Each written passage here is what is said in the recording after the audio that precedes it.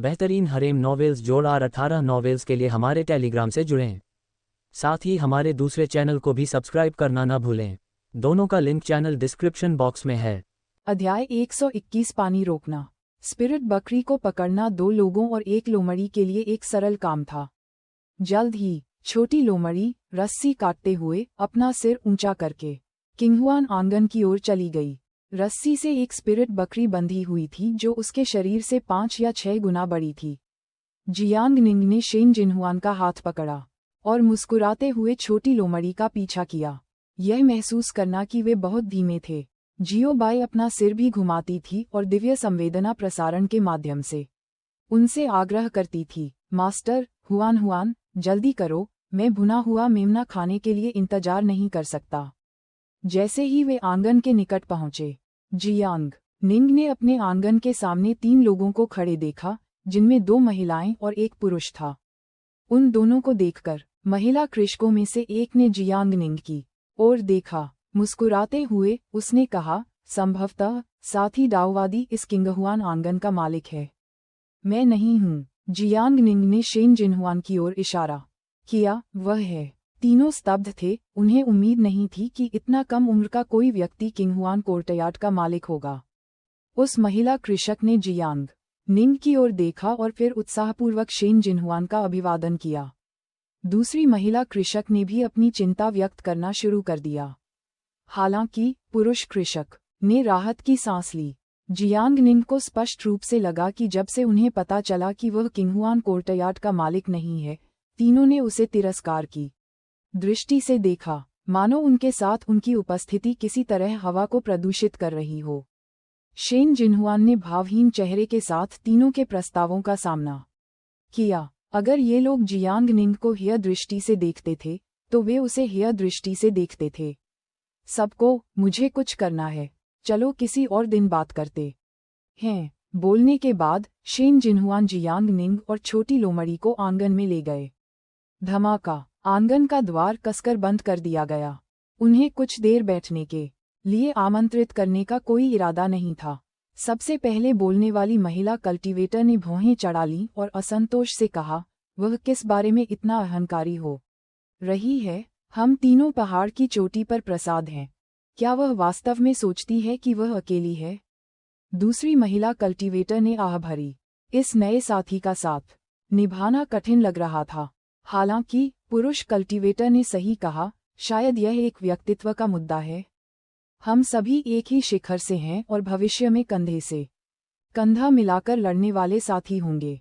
अब अनावश्यक विवाद पैदा करने की कोई जरूरत नहीं है। महिला कल्टीवेटर ने उपहास करते हुए कहा, लियू चांगफेंग, दिखावा करना बंद करो। अगर वह आदमी किंगहुआन कोर्टयार्ड का मालिक होता, तो आप शायद अभी कलह का बीज बो रहे होते, हमें उसे बहिष्कृत कर देते, है ना? आपके इरादे कौन नहीं जानता? सू के प्रत्यक्ष शिष्य द्वारा पैलेस मास्टर का पद प्राप्त करने के बाद हम बस बुजुर्ग बनना चाहते हैं, लेकिन आप सू के प्रत्यक्ष शिष्य के बिस्तर पर चढ़ना चाहते हैं, है ना? चुप रहो। लियू चांगफेंग का बूढ़ा चेहरा लाल हो गया। उसका उद्देश्य उजागर होने पर उसका अपराध बोध क्रोध में बदल गया। अपनी आस्तीन को जोर से झटका देकर लियू चांगफेंग ने ठंडे स्वर में हम्फ किया और अपने आंगन की ओर चल दिया। रास्ते में उसने सू राव के पके आड़ू जैसे युवा आकर्षक शरीर के बारे में सोचा और उसका दिल इच्छा से जलने लगा। ऐसी सुंदरता जिसमें यौवन और परिपक्वता के स्वाद का मिश्रण है, किसी के लिए भी प्रभावित न होना कठिन बना देती है। जियांग निंग ने वह सब कुछ सुना जो बाहर हो रहा था। संप्रदाय जितना बड़ा होगा, आंतरिक कलह और गंदे व्यवहार उतने ही अधिक होंगे। लेकिन ये स्पष्ट रूप से सबसे महत्वपूर्ण बात नहीं थी। जो महत्वपूर्ण था वह था पूरे मेमने को भूनना। जियांग निंग ने ग्रिल स्थापित की। स्पिरिट बकरी की खाल उतारने, पेट भरने और उसके खून को धोने के बाद उसने इसे हरे प्याज, अदरक, खाना पकाने वाली शराब और अन्य सामग्री के साथ रगड़ना शुरू कर दिया और लगन से खेल की गंध को दूर करने की कोशिश की। इन प्रारंभिक चरणों को पूरा करने के बाद उन्होंने स्पिरिट बकरी के 4 पैरों को एक बड़े अक्षर के आकार में फ्रेम में लगाया।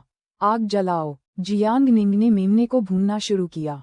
आधे घंटे बाद मेमने की सुगंध चारकोल की गंध के साथ हवा में फैल गई, याओयाओ पीक में व्याप्त हो गई। चोटी पर चल रही स्पिरिट बकरियों ने अपने भतीजे की सुगंध सूंघ ली और कूदकर अपने परिवार को सूचित किया कि ये दावत का समय है। सू राओ अपने आवास में खेती कर रही थी। उसकी नाक हल्की सी हिल गई। उसने भौहें ऊपर उठाईं। उसका पेट भी मरोड़ने लगा। इसकी खुशबू बहुत अच्छी है। उसने आंखें खोलीं। खुशबू की दिशा का अनुसरण करते हुए सू राओ ने जियांग निंग के आंगन की ओर देखा। उसे सोचने की जरूरत नहीं थी। यह वही भाई बहन की जोड़ी होगी जो फिर से स्वादिष्ट खाना बना रही होगी।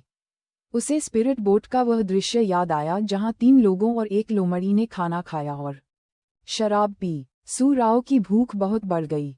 वह जल्दी से बाहर निकल गई। हालांकि यहाँ के छोटे आंगनों में छोटी छोटी झांकरोधी संरचनाएं थीं, लेकिन गंध को निश्चित रूप से अलग नहीं किया जा सकता था। केवल सुगंध सूंघकर सू राओ को जियांग निंग और शेन जिनहुआन का निवास मिला। पत्थर की पट्टिका पर लिखे 3 अक्षरों किंगहुआन कोर्टयार्ड को देखकर सू राओ को यकीन हो गया कि यह भाई बहनों का आंगन है। इसी समय लियू चांगफेग भी बाहर चले गए। उसने सू राओ को देखा और तेजी से भाग गया। पीक मास्टर लियू चांगफेग झुके। उसने सूक्ष्मता से और प्रतीत होता है अनजाने में सू राओ के आकर्षक शरीर को स्कैन किया। मम्मा, सू राओ ने कमजोर प्रतिक्रिया दी और दरवाजा खटखटाया। शेन जिनहुआन ने दरवाजा खोला। क्या बात, कुछ स्वादिष्ट बना रहे हो मम्मा, क्या मैं इसमें शामिल हो सकता हूँ? अंदर आएं। शेन जिनहुआन द्वार से अलग हट गया। ये देखकर लियू चांगफेग झुक गए। मैं लियू हूँ। धमाका, दरवाजा बंद हो गया। शेन जिनहुआन ने लियू चांगफेग को पूरी तरह से नजरअंदाज कर दिया। लियू चांगफेग ने झिड़कते हुए बंद आंगन के गेट को एकटक घूर कर देखा। उसके हाथ कसकर मुट्ठियों में बंधे हुए थे। वह लियू परिवार एक कल्टीवेशन परिवार के युवा मास्टर थे। यदि उसने पहले सू राओ को नहीं देखा होता और उसे एक स्वर्गीय सुंदरी नहीं पाया होता, और यदि वह भविष्य में बड़े पद के लिए भी दावेदारी नहीं कर पाता, वह यहाँ दूसरों के लिए भेंट बनने कैसे आया होगा? अब सू राओ का तो जिक्र ही नहीं, एक नई आई छोटी लड़की भी उसे अपमानित महसूस करा सकती है। लियू चांगफेग की अभिव्यक्ति उग्र हो गई। हा टिल्डा, एक महिला की मधुर हंसी आई। लियू चांगफेग ने देखा कि 2 महिला कल्टीवेटर अपना मुंह ढक रही थीं और उस पर हंस रही थीं। लियू चांगफेग उदास होकर अपने ही आंगन में चला गया। उसने मन ही मन विचार किया कि इस छुपे खतरे को कैसे खत्म किया जाए। आंगन में सू राओ के पिछवाड़े में प्रवेश करने के बाद उसने सुगंधित भुने हुए मेमने को देखा और उसकी आंखें चौड़ी हो गईं। इससे पहले जब वह उपवास कर रही थी तो उसे कभी नहीं लगा कि भोजन स्वादिष्ट था, लेकिन अब वह एक कल्टीवेटर जो अक्सर उपवास करती थी, इस मानवीय व्यंजन को खाने से खुद को नहीं रोक सकती थी। इसके तैयार होने में और कितना समय लगेगा? लगभग 1 घंटा, जियांग निंग ने बिना जल्दबाजी के समझाया। वैसे उसने मेमने को सूखने से बचाने के लिए उस पर मसाला और तेल की एक और परत लगा दी। इतनी देर? सू राओ ने भौहें चढ़ा दीं, ये याद करते हुए कि जियांग निंग ने उससे क्या पूछा था। उसने कहा, निंग जियांग, आपने मुझसे इसके बारे में पूछा था और मैंने मास्टर से पूछा। मास्टर ने कहा कि जी शुई पैलेस में फ्लोइंग वाटर नाम का कोई नहीं है। ये सचमुच अजीब है। जियांग निंग ने अपनी जीभ चटकाई। एक नवजात सोल कल्टीवेटर जिसकी खेती उसके जैसी ही है, जी शुई पैलेस में, और यहाँ तक कि पैलेस मास्टर भी नहीं। यह व्यक्ति कौन हो सकता है? सू राव ने कहा, आपको इतना सोचने की जरूरत नहीं है। मैंने मास्टर को वह सब कुछ बता दिया जो आपने मुझे बताया था, और मास्टर ने कहा कि वह इस मामले को खुद संभाल लेंगी। उसने तुमसे कहा था कि चिंता मत करो। ठीक है, जियांग निंग ने सिर हिलाया। अगली बार जब उसका सामना बहते पानी से हुआ तो उसे निश्चित रूप से पूछना पड़ा। इस प्रकार के भुने हुए पूरे मेमने को स्वाभाविक रूप से शराब के साथ मिलाकर खाना पड़ता था।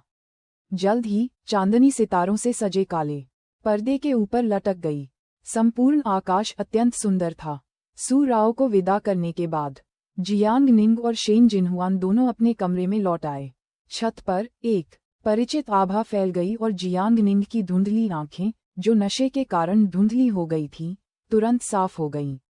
उसकी आकृति हिल गई और आंगन की छत पर दिखाई देने लगी। नवागंतुक ने हल्के हरे रंग की लंबी पोशाक पहनी हुई थी, जिसका स्वरूप सुंदर था और आचरण एक प्रतिष्ठित परिवार की युवा महिला जैसा था। चांद की रोशनी में उसका सुंदर शरीर असाधारण रूप से आकर्षक लग रहा था। जियांग निंग ने दूसरे पक्ष के चेहरे की ओर देखा।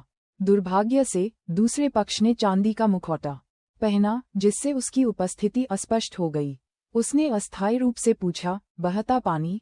नवागंतुक हंसा। बहता पानी? महिला ने अपना सिर हिलाया, उसके स्वर में फीकी मुस्कान थी। बहता पानी कौन है? मैं इस जी शुई पैलेस का मालिक हूँ। वे सभी मुझे स्थिर पानी कहते हैं।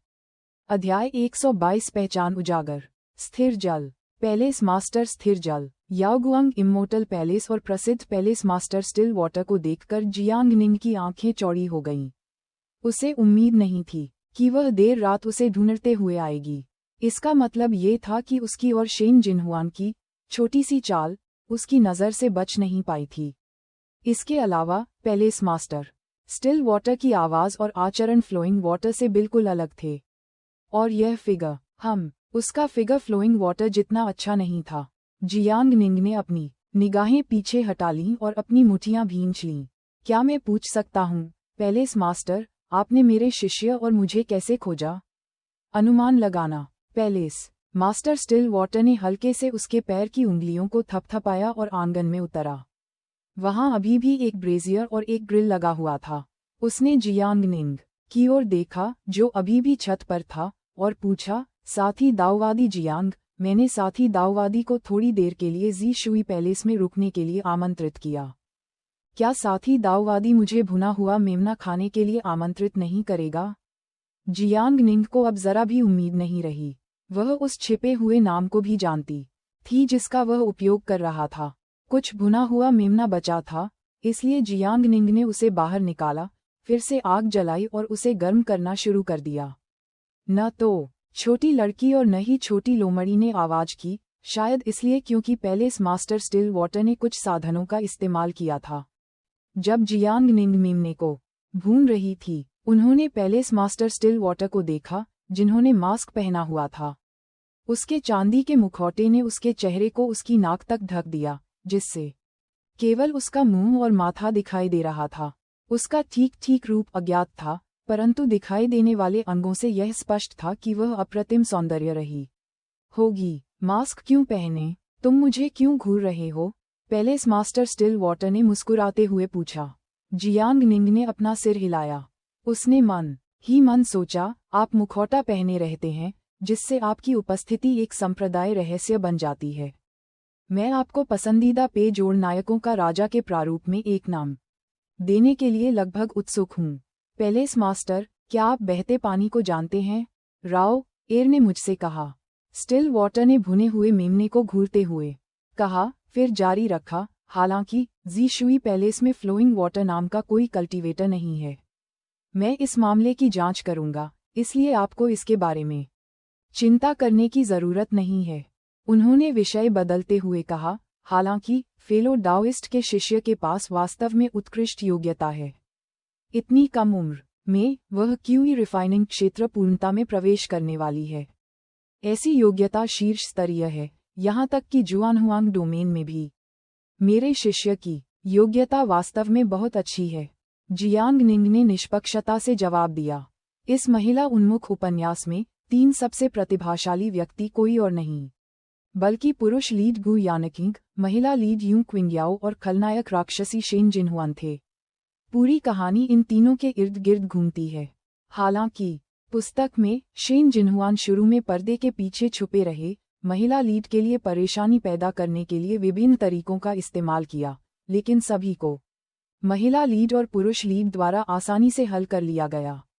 जब तक फीमेल लीड परिपक्व नहीं हो गई, तब तक दोनों का आमने सामने टकराव नहीं हुआ।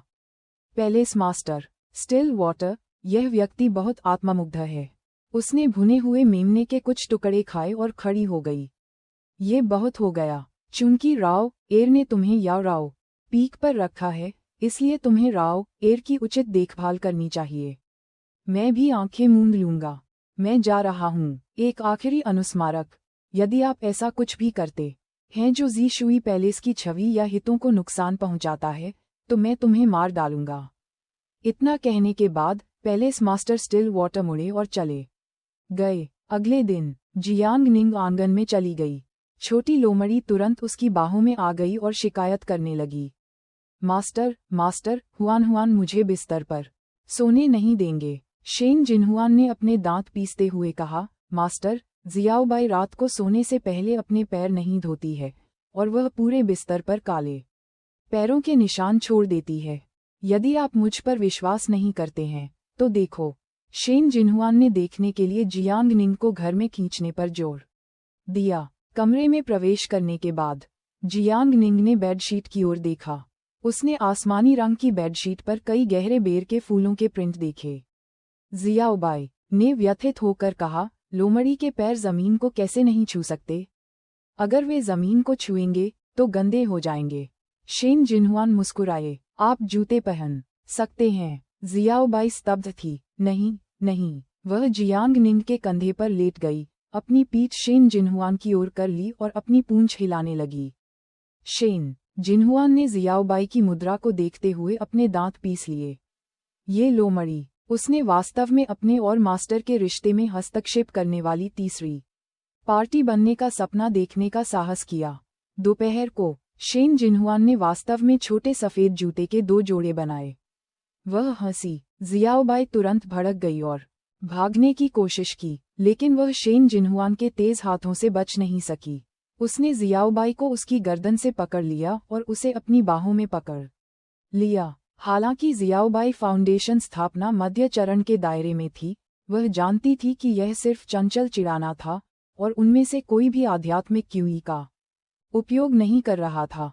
देखो कितना सुंदर है। शेन जिनहुआन ने जूते दिखाए। जियाओबाई ने अपने पूरे शरीर से विरोध किया। उन्हें नहीं पहनेंगे, उन्हें नहीं पहनेंगे। उसने अपने पैरों पर लात मारी। शेन जिनहुआन ने जल्दी से जियाओबाई को जूते पहनाए। फिर उसने उसे पत्थर की मेज पर रख दिया। जियाओबाई तुरंत उछल पड़ी, अपनी पीठ को ऐसे झुकाया मानो उसने सुइयों पर पैर रख दिया हो। शेन जिनहुआन हंसते हुए फूट पड़े। जियांग निंग ने आह भरी। ये काफी अच्छा था। जियाओबाई के साथ आने से कम शेन जिनहुआन को कुछ बच्चों जैसी मासूमियत हासिल हुई। जियाओबाई आखिरकार जूते उतारने में कामयाब रही। वह शिकायत करने के लिए जियांग निंग के पास भागी, मास्टर, हुआन हुआन दिखावे के लिए मुझे कठिन समय दे रहे हैं। जियांग निंग, उसने शेन जिनहुआन की ओर देखा, बस बोलने ही वाला था। छोटी लड़की ने अपनी बाहों को क्रॉस करते हुए भौहें ऊपर उठाईं। जियांग निंग ने जियाओबाई से गंभीरता से कहा, स्वच्छता दिखावे का मामला नहीं है। एक लोमड़ी और एक महान सिल्वर मून स्नो फॉक्स के रूप में आपकी व्यक्तिगत छवि और स्वच्छता को गंभीरता से लिया जाना चाहिए। यदि आप कठिन समय से छुटकारा पाना चाहते हैं तो आपको मूल कारण का समाधान करना होगा। मेरा सुझाव है कि आप हर रात बिस्तर पर जाने से पहले अपने पैर धो लें। जियाओबाई, कौन सी लोमड़ी सोने से पहले अपने पैर धोती है? वह फूट फूट कर बड़बड़ाने लगी। इस क्षण में आंगन के बाहर सूराओ की आवाज आवाज सीधे सूराओ के महल से आए। मैं सभी सम्मानित किसानों को चर्चा के लिए विचार विमर्श कक्ष में आमंत्रित करता हूँ।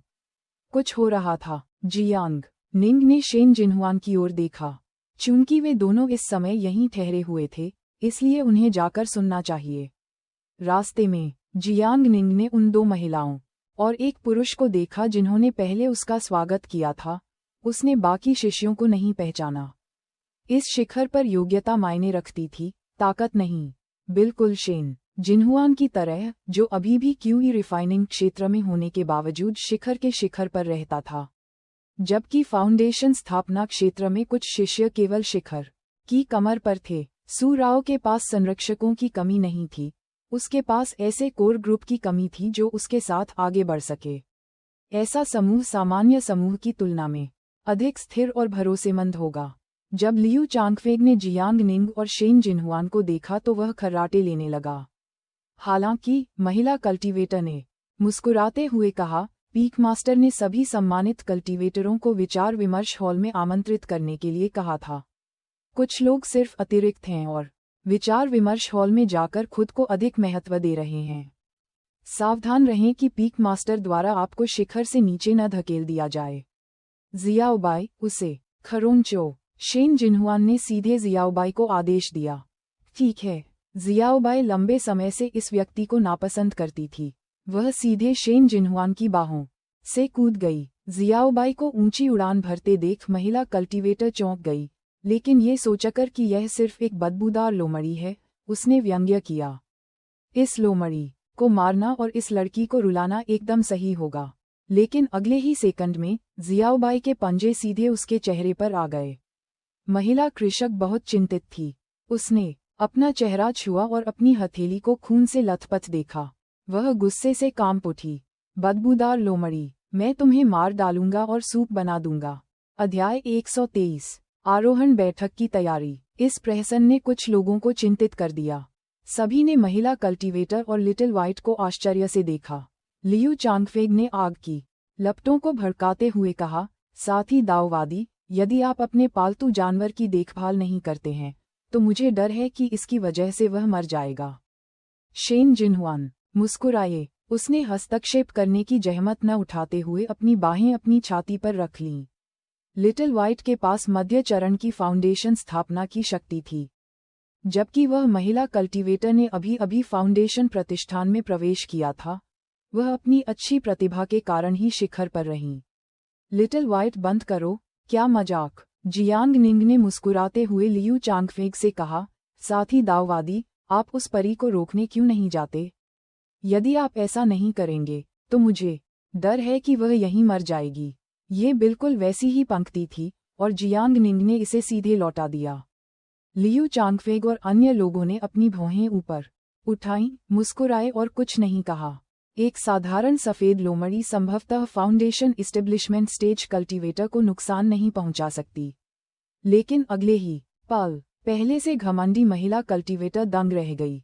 लिटिल व्हाइट 3 मीटर लंबा हो गया था। उसका पूरा शरीर, उसकी पूंछ को छोड़कर, 10 मीटर से कम लंबा नहीं था। इसका बर्फ सफेद फर और नीली आंखें मादा कल्टीवेटर को ध्यान से देख रही थीं।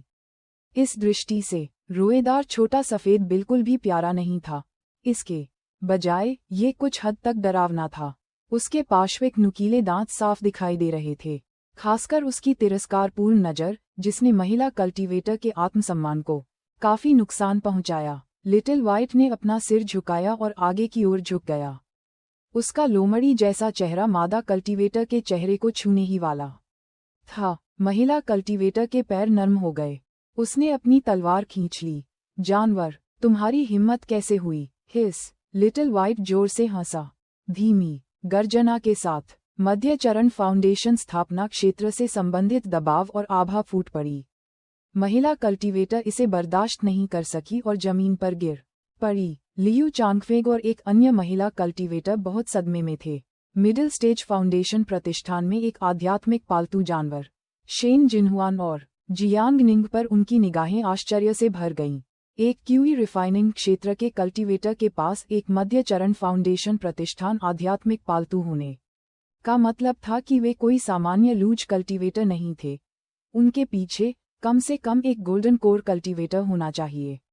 लियू चांगफेग ने गहरी नाराजगी व्यक्त की। गोल्डन कोर कल्टीवेटर उनके परिवार के पास थे, लेकिन वह ये पता नहीं लगा सका कि दूसरी पार्टी के पीछे गोल्डन कोर कल्टीवेटर का कौन सा दायरा था।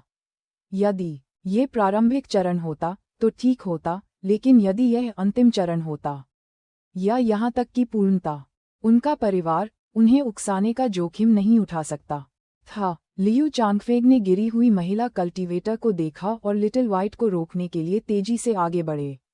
वह कुछ ऐसा कहना चाहता था जो महिला कल्टीवेटर को जीत सके, लेकिन शेन जिनहुआन ने उसे कोई मौका नहीं दिया। लिटिल व्हाइट, वापस आओ, हम नर्म पैर वाले झींगा नहीं खाते हैं। लिटिल व्हाइट घूम गया। यह वापस अपने मूल छोटे रोएदार स्वरूप में बदल गया और शेन जिनहुआन की बाहों में समा गया। इसने अपना छोटा पंजा लहराया। हुआन हुआन, मास्टर, मैं एक लोमड़ी इनमें से 10 को हरा सकती हूँ। जियांग निंग मुस्कुराया। चल दर। छोटी लड़की अपनी सीमाएं जानने में काफी अच्छी थी। ये सूराव का क्षेत्र था और यह व्यक्ति सूराव की चोटी पर अतिथि था। यदि लिटिल व्हाइट ने सचमुच उसे मार डाला होता तो यहाँ रहना अजीब होता। जियांग निंग और शेन जिनहुआन चले गए। जूनियर सिस्टर, क्या आप ठीक हैं? लियू चांगफेग ने जमीन पर पड़ी महिला कल्टीवेटर को उठने में मदद करने के लिए अपना हाथ बढ़ाया। दूसरे पक्ष ने सीधे लियू चांगफेग का हाथ छीन लिया। वह खड़ी हुई और ठंडे स्वर में बोली, लियू चांगफेग, हालांकि मैंने उस जानवर को कमतर आंका, लेकिन क्या आप वास्तव में सोचते हैं कि मैं उस तरह का व्यक्ति हूं जो आसानी से दूसरों द्वारा जीत लिया जाता है?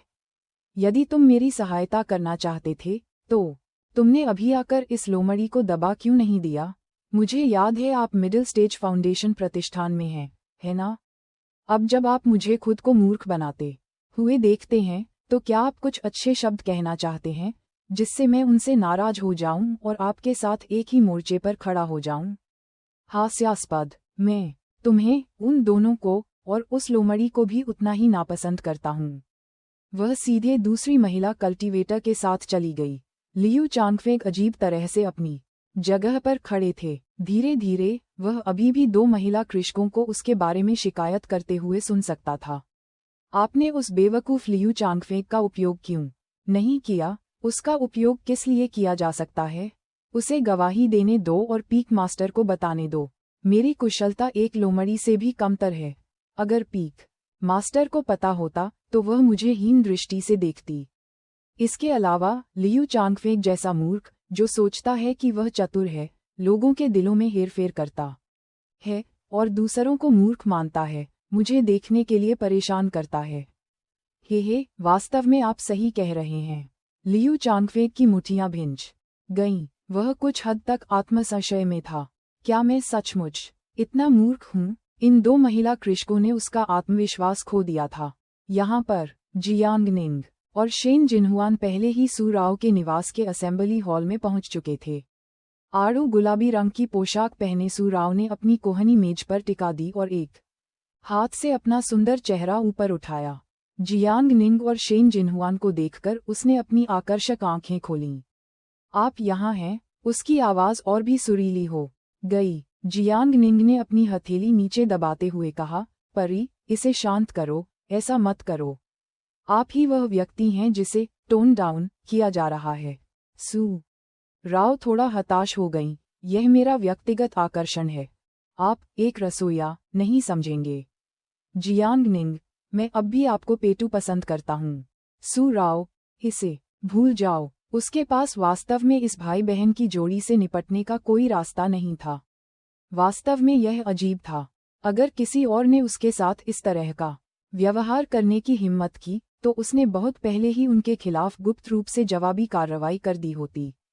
लेकिन अगर उसके साथ इस तरह का व्यवहार करने वाले लोग ये भाई बहन थे, तो सू राव को लगा, क्या ये बिल्कुल सामान्य नहीं था?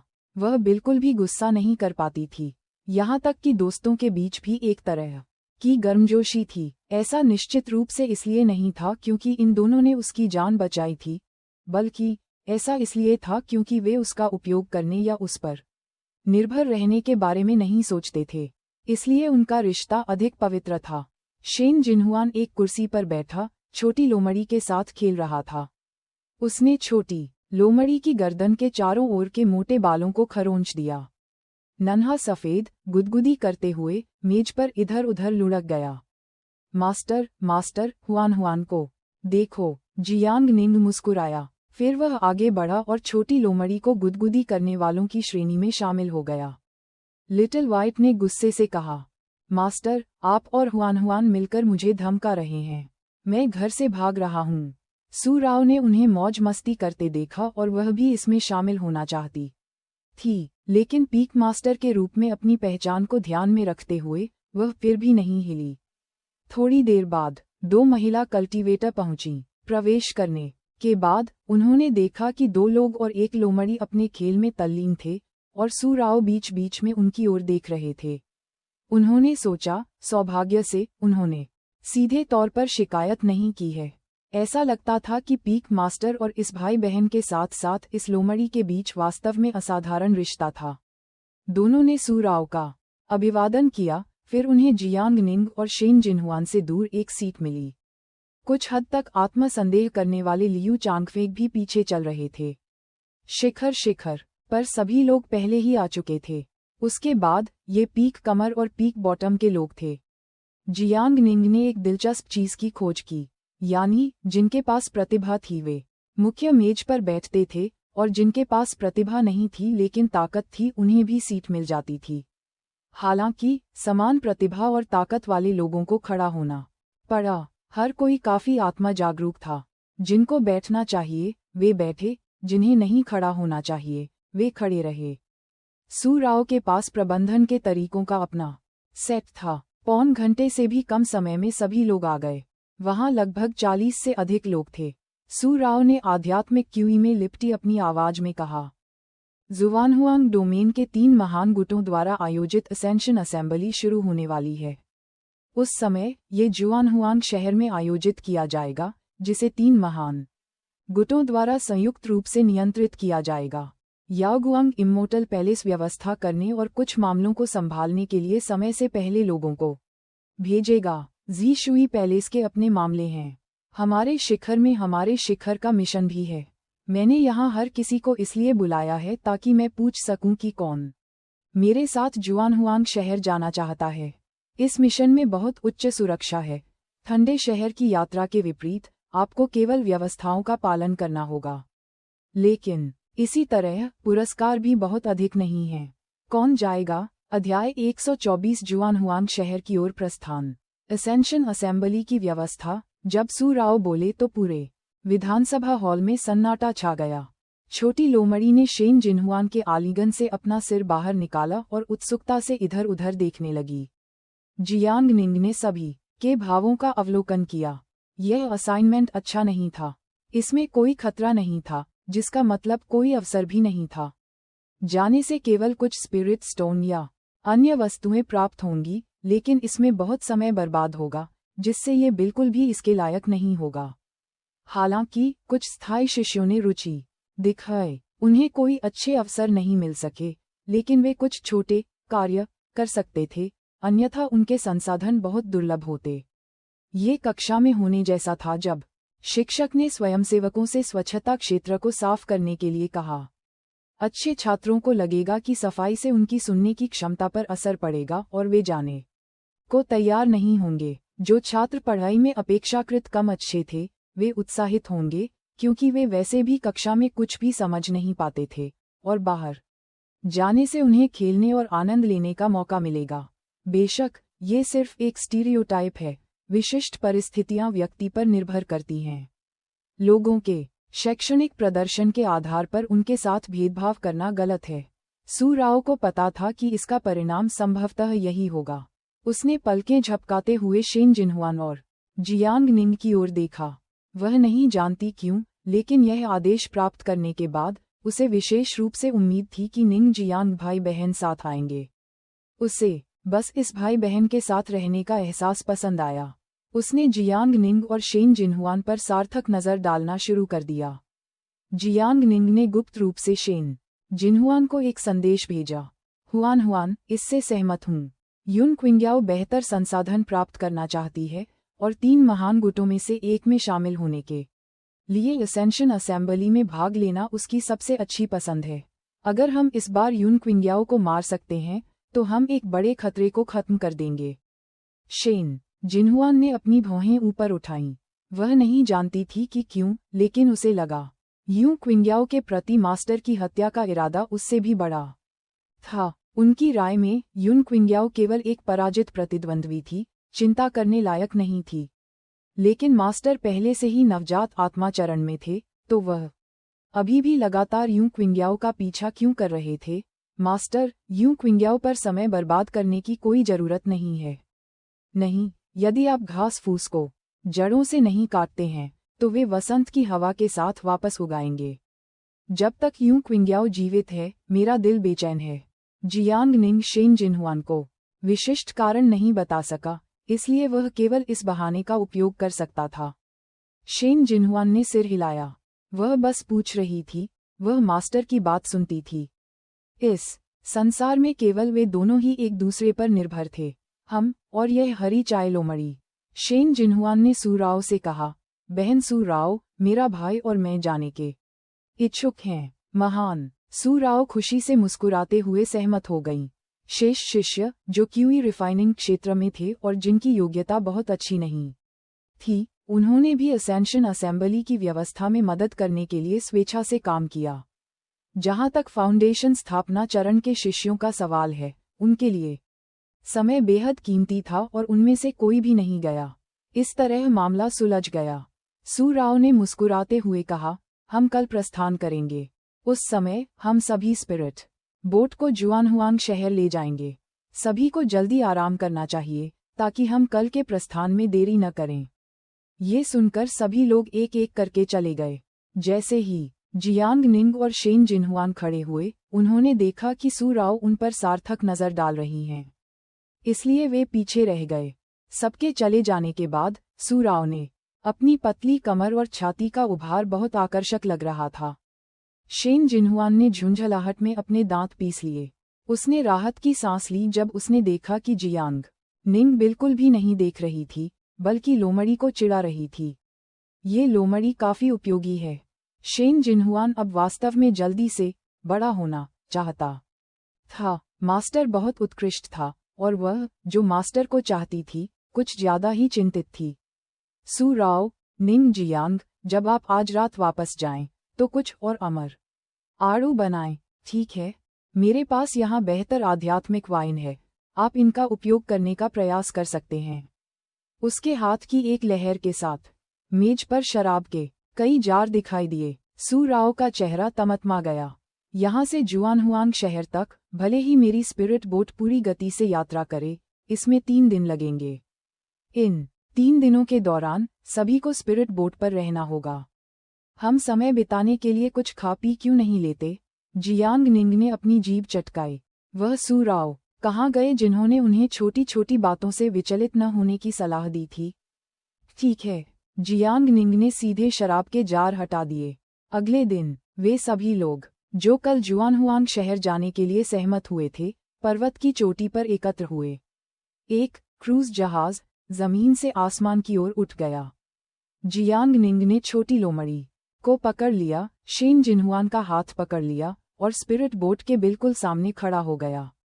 उसने अपने सामने के दृश्यों को देखा, सुंदर पहाड़ों और साफ पानी का परिदृश्य। शेन जिनहुआन ने जियांग निंग की ओर देखा, मानो जियांग निंग उसकी नज़र में सबसे खूबसूरत दृश्य थी। छोटी लोमड़ी ने इशारे से कहा, यहाँ देखो, वहाँ देखो, लेकिन किसी ने उस पर ध्यान नहीं दिया। निंग जियांग, हुआन पे के लिए कमरे में आओ। उन्हें सू राव से एक संदेश मिला। जियांग निंग ने मुस्कुराते हुए कहा, चलो चलें। मम्मा, गुरु और शिष्य ने हाथ पकड़े और एक साथ कमरे में चले गए। आधे रास्ते में जियांग निंग ने जुआनहुआंग शहर की दिशा में पीछे मुड़कर देखा। उपन्यास में मुख्य महिला ने एसेंशन असेंबली से याओगुआंग इम्मोर्टल पैलेस में प्रवेश किया। अब चूंकि वह वही था जिसने बिक्सियाओ संप्रदाय को नष्ट कर दिया था, क्या कोई बदलाव होगा? मालिक, ये कुछ भी नहीं है। जियांग निंग ने अपनी निगाहें हटा लीं। कोई बात नहीं, एक बार देखने जाने पर उसे पता चल जाएगा। जुआनहुआंग शहर के लिए प्रस्थान। एक ही समय पर एक विशाल व्यावसायिक स्पिरिट बोट अपने पंख फैला रही थी और जुआनहुआंग शहर की ओर जा रही थी। स्पिरिट बोट के बड़े पाल पर 4 अक्षर यिंगटोंग मर्चेंट गिल्ड लिखे हुए थे। जुआनहुआंग डोमेन। युद्ध शक्ति के मामले में तियान सैन्य प्रांत सबसे मजबूत था। वित्तीय शक्ति के मामले में यिंगटोंग मर्चेंट गिल्ड सबसे मजबूत था। सुंदरता के मामले में याओगुआंग इम्मोर्टल पैलेस सबसे मजबूत था। बेशक, इसका मतलब यह नहीं था कि याओगुआंग इम्मोर्टल पैलेस केवल सुंदरता से भरा था।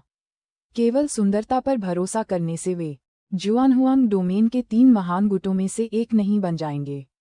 याओगुआंग इम्मोर्टल पैलेस की युद्ध शक्ति टियास मिलिट्री प्रीफेक्चर से कमजोर हो सकती है, लेकिन यह निश्चित रूप से यिंगटोंग मर्चेंट गिल्ड से अधिक मजबूत थी। सबसे कमजोर यिंगटोंग मर्चेंट गिल्ड पैसे और कनेक्शन पर भरोसा करके जुआनहुआंग डोमेन में मजबूती से खड़ा रहा। स्पिरिट बोट के डेक के नीचे 4 व्यक्तियों के निम्न श्रेणी के केबिन में सफेद लंबी पोशाक पहने यून क्विंग्याओ ने अपना सिर खुजलाया और कई टूटे हुए बाल निकाले। उसने एक ही कमरे में 2 पुरुष कृषकों पर घृणा भरी नजर डाली, जो हमेशा उसके शरीर की लालसा करते थे और घृणा महसूस करते थे। मदद करना।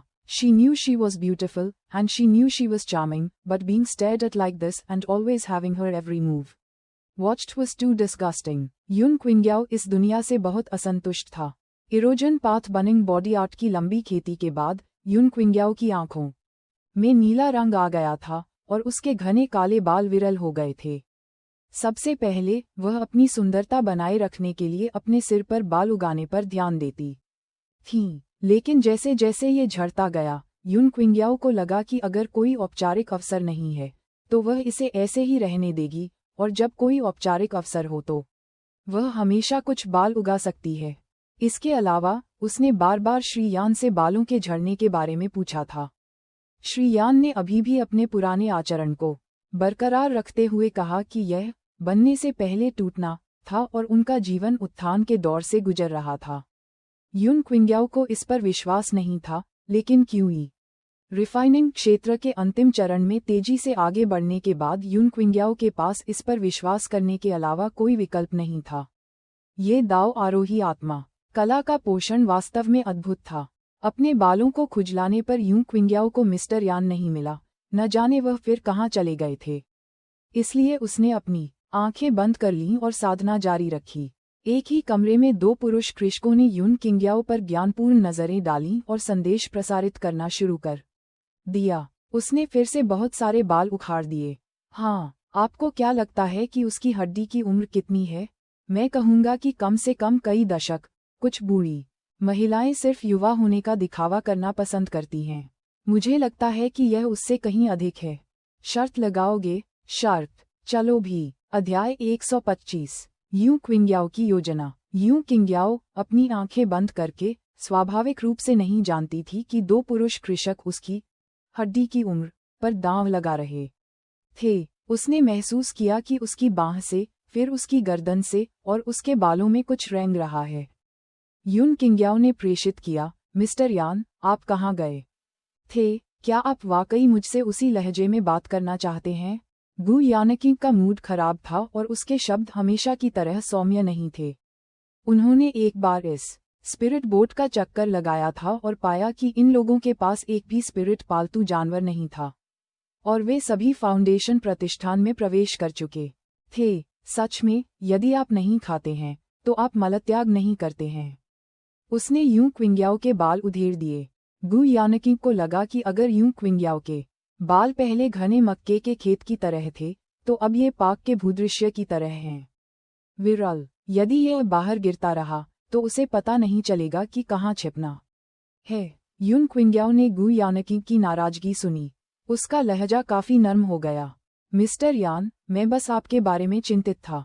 जब आप यहाँ नहीं थे तो मैं विशेष रूप से चिंतित था कि आपको बाहर खतरे का सामना करना पड़ेगा, और यदि आपने ऐसा किया तो मैं समय पर मदद नहीं कर पाऊंगा। कितना भयानक। गु यानकी को पता था कि यून क्विंग्याओ झूठ बोल रहा है, लेकिन फिर भी वह अधिक सहज महसूस कर रहा था। उन्होंने प्रेषित किया, मैं बस चारों ओर देखने के लिए अन्य कमरों में गया और कुछ समाचार सुने। स्पिरिट बोट के 3 दिनों में जुआनहुआंग शहर पहुंचने की उम्मीद है। इस स्पिरिट बोट पर सवार कम से कम आधे लोग असेंशन असेंबली में जा रहे हैं। कुछ के पास जेड टोकन है, कुछ के पास नहीं। जिनके पास जेड टोकन नहीं है वे ऐसा करने वाले से इसे छीनने की सोच रहे हैं। ये भी कहा जाता है कि यह असेंशन असेंबली 3 महान गुटमूल बुनियादी चरणों में कुछ नए तत्व जोड़ देंगे। विशिष्ट विवरण अस्पष्ट हैं। टियास मिलिट्री प्रीफेक्चर हाल ही में चुपचाप जियांग निंग के ठिकाने के बारे में पूछताछ कर रहा है। एक कमांडर को खोना टियास मिलिट्री प्रीफेक्चर के लिए एक दर्द है, खासकर चेहरे का नुकसान। हमारा गंतव्य तियानशान कोल्ड पूल अगले साल खुलने की उम्मीद है। प्रथा के अनुसार 3 महान गुट प्रत्येक आंतरिक प्रतियोगिताओं का आयोजन करेंगे, जिसमें 2 क्षेत्र स्थापित होंगे, क्यूई रिफाइनिंग क्षेत्र और फाउंडेशन स्थापना क्षेत्र। क्यूई रिफाइनिंग क्षेत्र से शीर्ष 3 और फाउंडेशन प्रतिष्ठान क्षेत्र से शीर्ष 10 का चयन किया जाएगा। व्यक्तियों का चयन करने के बाद 3 महान गुट अपने चुने हुए प्रतिभागियों को 3 महान गुटों के बीच एक और संयुक्त प्रतियोगिता के लिए लाएंगे। अंततः क्यूई रिफाइनिंग क्षेत्र से 3 लोग और फाउंडेशन प्रतिष्ठान क्षेत्र से 10 लोग तियानशान कोल्ड पूल में प्रवेश के लिए रोस्टर बनाएंगे। युन क्विंग्याओ ने ध्यान से सुना। उसने सोचा, मिस्टर यान का बाहर जाना सिर्फ गोबर के गोले बेलने के मनोरंजन के लिए नहीं था, कम से कम उसने इतनी जानकारी तो जुटा ली। वह फिलहाल उसे माफ कर देगी। मिस्टर यान, आपने जो कहा उसके अनुसार 3 महान गुटों में से एक में शामिल होना जरूरी है। हाँ, गु यानकिंग ने गहरी आवाज में कहा, मेरी ताकत अभी शुरुआती चरण के गोल्डन कोर क्षेत्र तक ही वापस आई है। यदि आप 3 महान गुटों में से एक में शामिल नहीं होते हैं, तो तियानशान कोल्ड पूल आपकी पहुंच से परे होना तय है। फिर, क्या हम 3 महान गुटों में से किसी एक में शामिल होने के अवसर के लिए सूचनाओं का आदान प्रदान कर सकते हैं? युन क्विंग्याओ ने एक पल के लिए सोचा, फिर जारी रखा, क्या जियांग निंग के धोखे के बारे में जानकारी कि उसके पास बिल्कुल भी दाव पत्ता नहीं है, 3 महान गुटों में से एक में मेरे प्रवेश के बदले में दी जा सकती है? कठिन, गु यानकिंग ने कहा, ये जियांग निंग को चीजों को स्पष्ट करने में मदद करने के समान होगा, और आप स्वयं समझाने में असमर्थ होंगे। आपका एकमात्र मूल्य खुद को चारे के रूप में उपयोग करना होगा। टियास मिलिट्री प्रीफेक्चर द्वारा लिया जाएगा। इसके अलावा कोई और मौका नहीं है। लेकिन मुझे आशा है कि आप याओगुआंग इमोर्टल पैलेस में और अधिक प्रवेश करेंगे। उनकी खेती तकनीक तियानशान कोल्ड पूल की ठंडी आध्यात्मिक क्यूई के साथ अपेक्षाकृत अधिक अनुकूल है, जिससे लाभ प्राप्त करना आसान हो जाता है। जब भी तियानशान कोल्ड पूल खुलता है, याओगुआंग इमोर्टल पैलेस के शिष्य हमेशा नेतृत्व करते हैं। इसका कोई गहरा कारण होगा। पहले याओगुआंग इमोर्टल पैलेस को प्राथमिकता दें। यदि याओगुआंग इमोर्टल पैलेस काम नहीं करता है, तो टियास मिलिट्री प्रीफेक्चर चुनें। ठीक है, युन क्विंग्याओ ने आह भरी। उसने अपनी आंखें खोलीं और जीर्ण शीर्ण निम्न श्रेणी के केबिन के चारों ओर देखा। वास्तव में उसे कुछ समझ नहीं आया। एक प्रमुख संप्रदाय के युवा संप्रदाय गुरु के रूप में उनका जीवन ऐसा कैसे बन गया? आत्मा की नाव पर जीवन आसान नहीं था। जियांग निंग के पक्ष की तुलना में, जहां वह शराब पीता था, खाता था और जीवन पर चर्चा करता था, यूं क्विंग्याओ का पक्ष सरासर पीड़ा था। उसे न केवल अपने रहस्यों को विकसित करना और छिपाना था, उसे इस केबिन में 2 पुरुष साधकों से भी लगातार सावधान रहना पड़ता था जो उसके शरीर की चाहत रखते थे। एक रात, आखिरकार 2 पुरुष कृषकों ने अपनी चाल चली। उन्होंने कुछ देर तक अर्थपूर्ण दृष्टियों का आदान प्रदान किया, फिर उनमें से एक उसकी ओर चला गया। युन क्विंग्याओ ने अपनी आंखें खोलीं। उसने उस नर कृषक को चेतावनी भरी निगाहों से देखा जो उसके करीब आता जा रहा था। एक और कदम आगे और तुम मर जाओगे। यहाँ हुए हंगामे से कमरे में मौजूद एक महिला कृषक भी चौंक गई। दूसरे पक्ष ने अपनी आत्मा की तलवार को लगातार निगरानी में रखा हुआ था। पुरुष कृषक अजीब ढंग से मुस्कुराया और अपना हाथ लहराया। गलत मत समझना, गलत मत समझना, मैं तो बस पूछना चाहता था परी, तुम्हारी उम्र कितनी है? इसका आपसे क्या लेना देना है? युन क्विंग्याओ ने भौहें चढ़ा दीं। ईमानदारी से अपनी चारपाई पर वापस जाओ और वहीं रहो, अन्यथा भले ही मैं स्पिरिट बोट पर लड़ने और मारने के खिलाफ यिंगटोंग मर्चेंट गिल्ड के नियम का उल्लंघन करूं, फिर भी मैं तुम्हें मार डालूंगा। युन क्विंग्याओ ने अपनी लेट स्टेज क्यूई रिफाइनिंग क्षेत्र की ताकत को उजागर किया। नर कृषक का मुंह ऐंठ गया। वह वापस चला गया। युन क्विंग्याओ ने राहत की सांस ली। उसका दायरा केवल एक पुरुष कृषक से निपटने के लिए पर्याप्त था। यदि दूसरा भी इसमें शामिल होता है, तो श्री यान को मदद करनी होगी। लेकिन श्री यान उनका आखिरी तुरुप का इक्का थे। एक बार उजागर होने पर, कई चीजें क्रमिक रूप से बदल जाएंगी। पुरुष कृषक के वापस बैठ जाने के बाद, उसने दूसरे पुरुष कृषक को संचारित किया। कितनी बदकिस्मत है, वह नहीं कहेगी। मुझे लगता है कि हमारा दांव खराब हो गया है। मुझे कैसा लग रहा है कि हम दोनों ने गलत अनुमान लगाया। इस बूढ़ी औरत की उम्र हमारी कल्पना से अधिक होनी चाहिए। उसके गुस्से को देखो, ये थोड़ी सी उत्तेजना पर भड़क उठता है। एक और दिन बीत गया। आत्मा की नाव आखिरकार आसमान से जमीन की ओर उतरने लगी। इसका मतलब था कि उसकी स्पिरिट बोट यात्रा पूरी तरह खत्म हो गई थी। युन क्विंग्याओ पहले से ही डेक पर खड़ा था। किसी की चीख सुनकर उसने पलटकर देखा। ज्यादा दूर नहीं, एक बहुत ही शानदार क्रूज जहाज वास्तव में तेजी से उड़ गया। उसने क्रूज जहाज पर मौजूद कुछ लोगों को ईर्ष्या भरी दृष्टि से देखा। उसने सोचा, लोगों के बीच असमानता है। वह केवल निम्न श्रेणी के केबिन में ही काम कर सकती थी, जबकि दूसरों की निजी स्पिरिट नावें पहले से ही इतनी शानदार थीं। ये याओ गुआंग इम्मोर्टल पैलेस जी शुई पैलेस की स्पिरिट बोट है। यह सही है, स्पिरिट बोट पर नदी के पानी को रोकने वाले फूलों के गिरने का एक पैटर्न है। गिरते हुए फूल पानी को रोकते हैं, ये वास्तव में जी शुई पैलेस है। युन क्विंग्याओ ने चर्चा सुनकर ऊपर देखा और वास्तव में स्पिरिट बोट पर यह पैटर्न देखा। ऐसे शीर्ष स्तरीय गुट की स्पिरिट बोट का सामना करते समय यिंगटोंग मर्चेंट गिल्ड जैसी लाभ के लिए बड़ी स्पिरिट बोट को भी अस्थायी रूप से झुकना पड़ा। उतरने की गति काफी धीमी हो गई और रास्ता बनाते हुए लोगों से भरी एक स्पिरिट बोट के साथ यह एक तरफ झुक गई। युन क्विंग्याओ ने शानदार स्पिरिट बोट को अपने सामने से गुजरते हुए और जमीन पर विशाल स्पिरिट बोट पार्किंग स्थल की ओर बढ़ते हुए देखा और ईर्ष्या महसूस की। काश वह भी ऐसी आत्मिक नाव की सवारी कर पाती। पब रेव द्वारा विज्ञापन अध्याय 126 भिक्षु का अंतर्ज्ञान। हम आ गए हैं। स्पिरिट बोट के डेक पर खड़े होकर जियांग निंग ने जुआनहुआंग शहर को देखा। इस शहर ने उन्हें लिंगवू शहर की याद दिला दी, जिस पर 3 महान गुटों का संयुक्त स्वामित्व था। ये समान था, फिर भी भिन्न था। लिंगवू शहर 3 महान गुटों का गढ़ था, जबकि जुआनहुआंग शहर 3 महान गुटों के लिए महज एक विशाल फ्रंट डेस्क था। यहाँ अधिकांश व्यवसाय यिंगटोंग मर्चेंट गिल्ड के थे। टियास मिलिट्री प्रीफेक्चर और याओगुआंग इम्मोर्टल पैलेस के पास उद्योगों का केवल एक हिस्सा था। यिंगटोंग मर्चेंट गिल्ड के अलावा अन्य 2 महान गुट अमीर बनने के लिए इन चीजों पर निर्भर नहीं थे। शेन जिनहुआन ने छोटी लोमड़ी को पकड़ रखा था और नीचे क्षेत्र की ओर देख रहा था। नीचे के लोग छोटे थे, आ रहे थे और जा रहे थे, उनमें से लगभग सभी इस असेंशन असेंबली के लिए थे। युवा 3 महान गुटों में प्रवेश की उम्मीद कर रहे थे। हर 3 साल में एक बार होने वाले इस भव्य आयोजन को बड़े लोग छोड़ना नहीं चाहते थे। सू राओ उन दोनों के पीछे से चलीं। उसने जुआनहुआंग शहर पर नजर डाली। वह मुस्कुराई और बोली, 3 महान गुटों के पास जुआनहुआंग शहर में अपने अपने क्षेत्र हैं। नीचे स्पिरिट बोट डॉकिंग क्षेत्र को देखें। ये सुनकर जियांग निंग और शेन जिनहुआन ने उधर देखा। यहाँ तक कि लिटिल वाइट भी बहुत उत्सुक था। सू राओ ने आगे कहा, जमीन पर जिस पर तियानसी रंगा हुआ झंडा है, वह टियास मिलिट्री प्रीफेक्चर का स्पिरिट बोट डॉकिंग क्षेत्र है। जिसके पास खजाना का कटोरा है, वह निस्संदेह यिंगटोंग मर्चेंट गिल्ड का है। हम वहाँ हैं, यूं क्यों इम्मोर्टल पैलेस का प्रतीक वह हमारा है। और वहाँ का बड़ा क्षेत्र यिंगटोंग मर्चेंट गिल्ड के वाणिज्यिक डॉकिंग क्षेत्र से संबंधित है।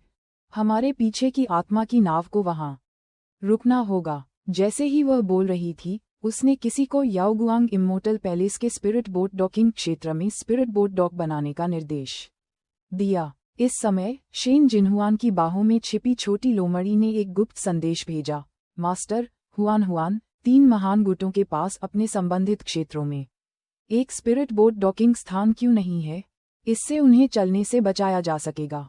जियांग निंग ने अपना सिर थपथपाते हुए हंसी।